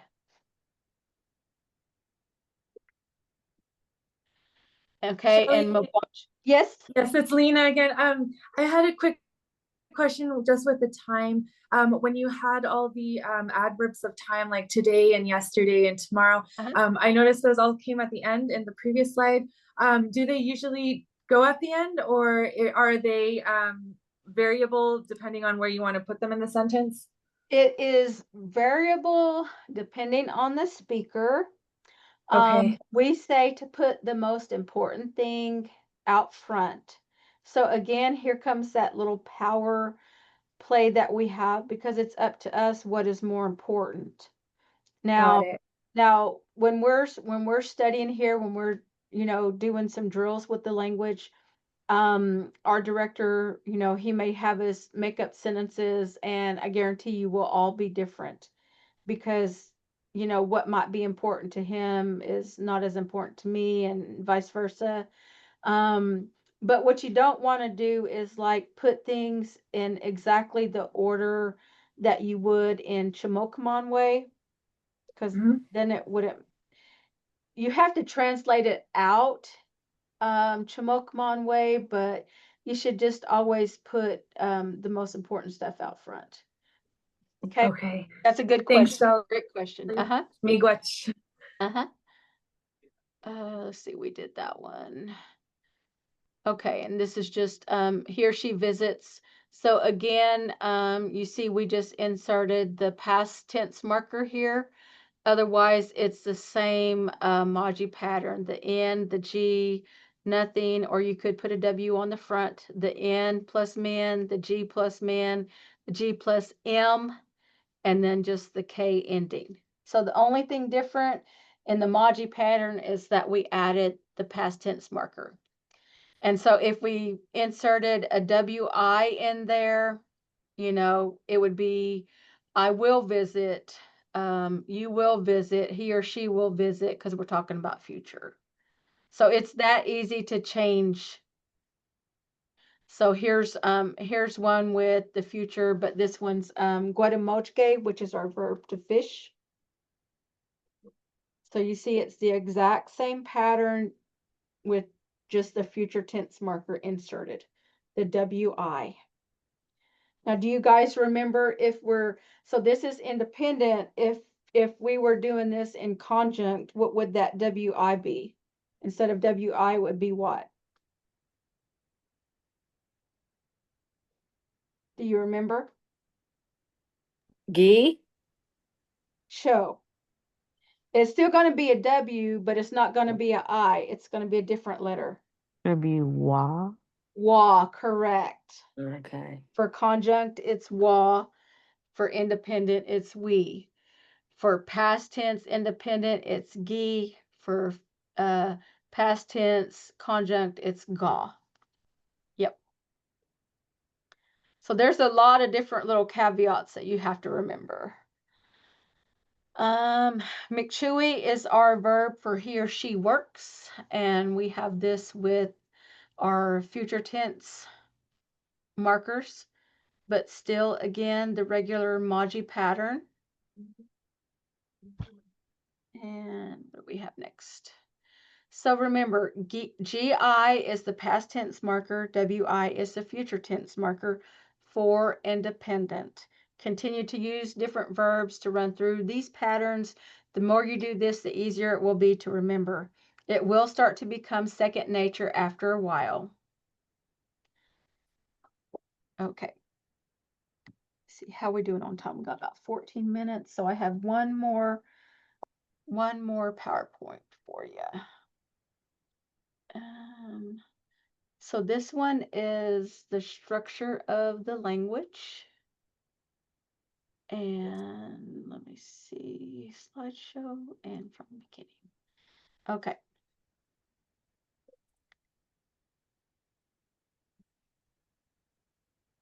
There are 4 main types of verbs.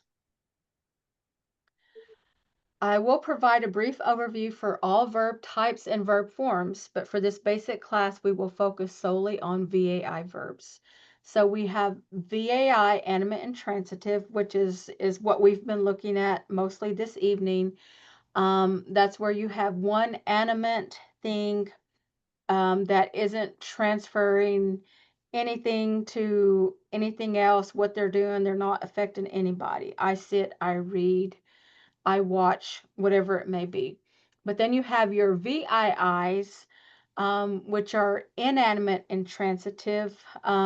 So these are inanimate things that, again, are not transferring to anything. They're just existing. These verbs are kind of like adjectives. They serve the purpose of adjectives, like in the English language, because they're descriptive. Our VTI is, and I have a typo there, transitive inanimate. So this is where you have a animate person and you're transferring something to an inanimate object. And then the VTA is where you have transitive animate. So you have an animate something transferring something to another animate something. It could be another person. It could be a pet. But somebody tell me, what other animate thing could you be transferring it to that's not living? Do you guys remember what the exception was? Like clocks and cars, I think. Correct. Could you use it Or for, oh, sorry, I didn't mean to interrupt. Oh, Could go you use ahead. it for plants?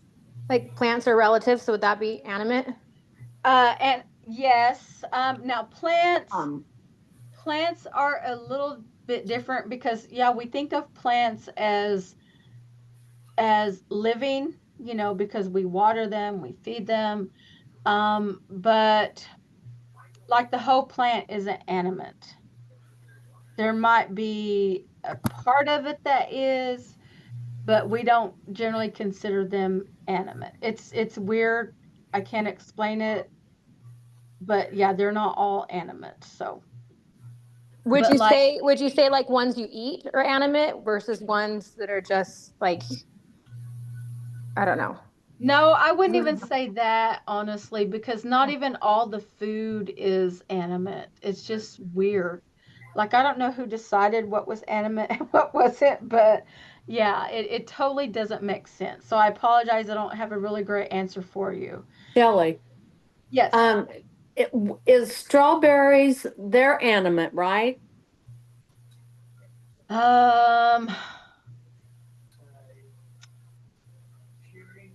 I was wondering if it is, maybe it's because they have seeds on the outside and they can Well, produce something else. that's a good question, and I don't have them all memorized.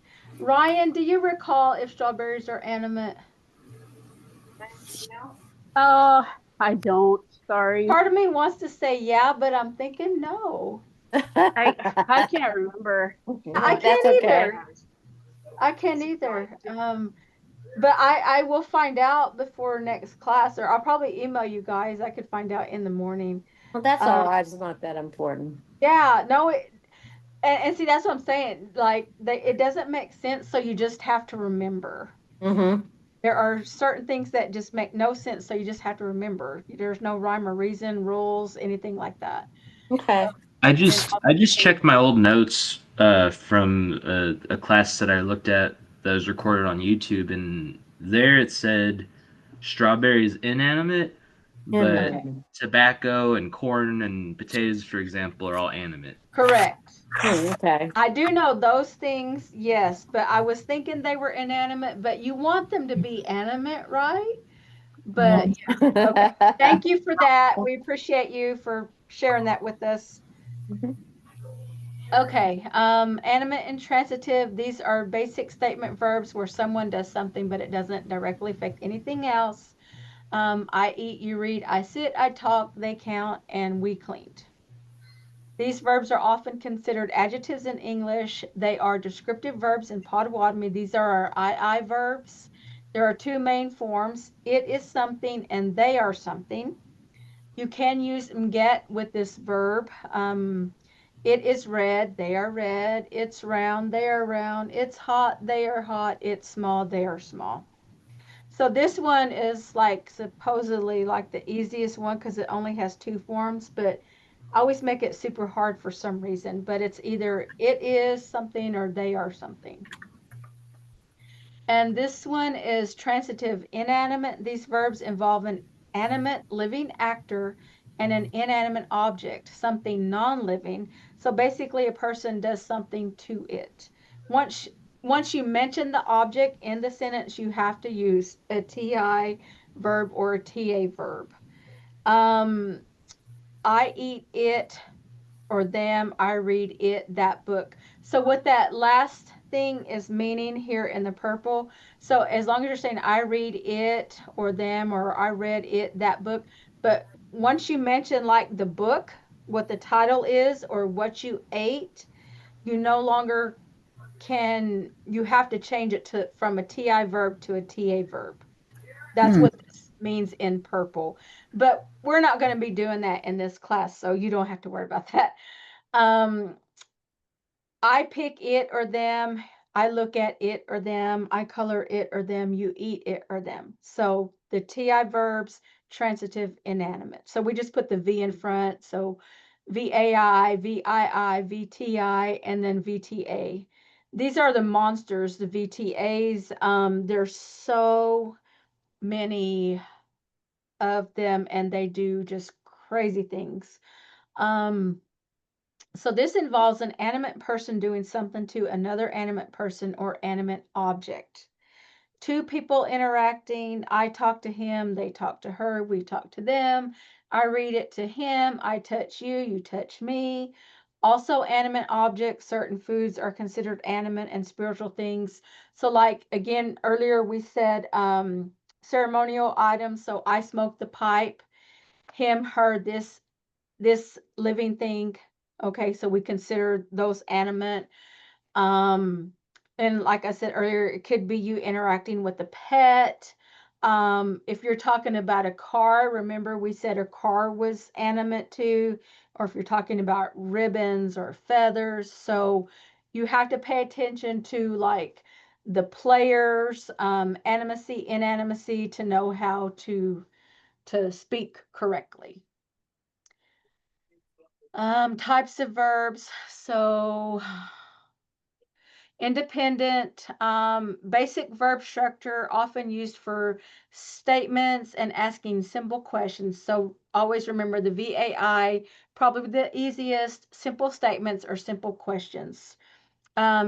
We use conjunct if there's more than one verb in the sentence or when you're using the question words like who, what, where, when, why, how much, and how many. We won't get into the imperative or command form. That's when you're telling someone to do something. But you do have to do something to the front of the verb and to the back side of the verb for that form. And then the prohibitive, telling someone not to do something. It works with our AI and our TI verbs. And you do have to put something to the front of that as well, but those are in the next beginner 2 class. Okay. But I did just want to make you aware that they do exist. Okay, so that one was pretty short.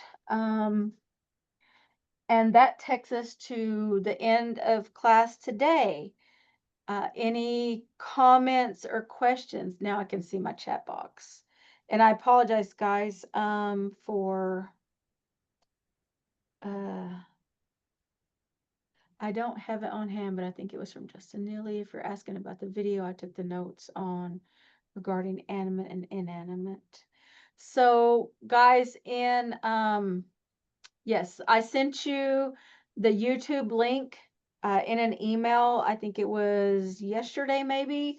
There is a wealth of information that you can find there that the language department does. There's a lot of Justin's teachings, his lessons on there where he's teaching the language. There are skits. They've done some movies in the language. So there's just a wealth of information out there for you to go ahead and work on your own. We also have on our portal, you can go on and you can take some classes, self-paced courses as well. It explains all these concepts, and it tests you to be able to move on to the next level. You have to take a test. So if that's something you're interested in, I can send you that link via email if you'll let me know if you're interested. We do have something that we're doing now with 7,000 languages. That's a good study tool as well. We have Quizlets. So there's a lot out there. But I hope that you will communicate with me if there's something with my teaching style that's not working for you so that I can make some adjustments. But I can't tell you how much I appreciate you all reaching out and wanting to learn the language. It is something that I have become very passionate about. I've been trying to learn it for over 20 years, but kind of just when I had time. And now, I'm in the department, so I get to study, all the time, 8 hours a day. And I'm just so excited. Justin always says that it's up to us to keep breathing life into this language because it is a living thing, and it is so important. So it just tickles me to death that you guys all wanted to take this course, and I look forward to the next few weeks with you. And again, just feel free to communicate with me via email or call me. Glad to help any way I can. Miigwech, miigwech, miigwech, miigwech. Miigwech so much, Shelly. I think everyone is so excited. I'm seeing the comments in the chat. Everyone's so happy. And Christy saying that her 3 daughters just got their tribal IDs, and Jessica is asking for a link for the 7,000 languages and Quizlets. I think we all want that. So if you could send that to all of us after class, that would be wonderful. Okay. It's incredible how much we've learned in just one class in 2 hours already, past and present tense and independent and conjunct and a bunch of nouns, but animate and inanimate. So it's just been so amazing. And thank you for having us, Shelly. Miigwech for sure, because we are here so honored, and I just can't wait for the next class already. And so I know you said in between, if we need help, just reach out to you anytime.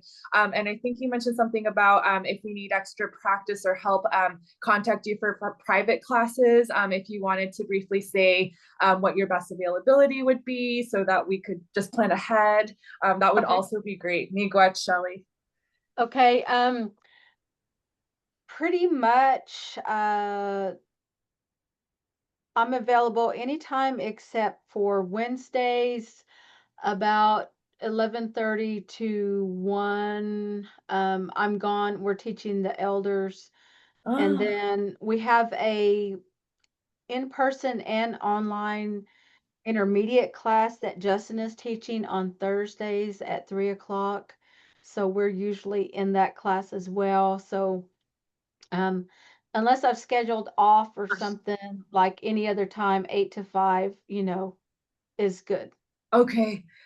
Miigwech, Shelly, that's great. And just really quickly, I know since we are all in the beginner class, but if some of us wanted to like just sit in and maybe just listen to the intermediate class with you and Justin, would that be okay at any time? Oh, yes. Or Yes, please know that you're welcome. You're all welcome anytime Justin teaches that class. So yes, absolutely. You're all welcome. Anything we do. Amazing. Perfect. And then when you mentioned the online like supplemental like quizzes and things, would we have to make any login for that on the website, or that's just anyone can just see it at any time? No, you will go, you'll have to make you login credentials on the portal. Okay. And then there's a few classes there that you can take, just kind of keep working through, and just before you can move on to the next section, there is a test in there. These are the same classes that we send to our high schools. Oh, Yeah. okay. Amazing. And by classes, it's not live classes like we're doing now. It's more like the online text format. Yes. Yes. Okay. There won't be a teacher there. You'll watch videos and different teaching presentations, and yeah. Oh, nice. There's all different And kinds you of and Justin, activities. will you and Justin also be in the video modules, or will those be different teachers? Those are Justin. Okay, Justin will be doing those. Yes. Awesome. Okay, and finally, will our class right now, are you going to upload it to the YouTube channel that you sent us as well, so that we have our own class in addition to all the past classes? So yes, it will be uploaded. Usually I would give it until like afternoon tomorrow, like after 1. Okay. Before I try to Perfect. retrieve it. But there's all those classes that we've had in the past too. They're there. So like my beginner class that I had last this past spring, and then maybe the one in the fall might be there. But Cole Rattan, he was one of our instructors, and he was really good. You could access his course. You could access any of Justin's courses. Yeah, there's just a lot out there for you. Amazing. Miigwech, Shelly. This has been incredible. You're welcome. Thank you. Thank you. Thanks.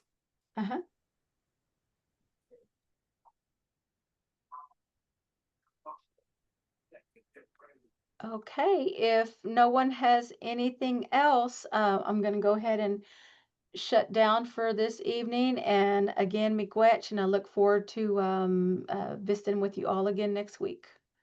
Miigwech. See everyone next week.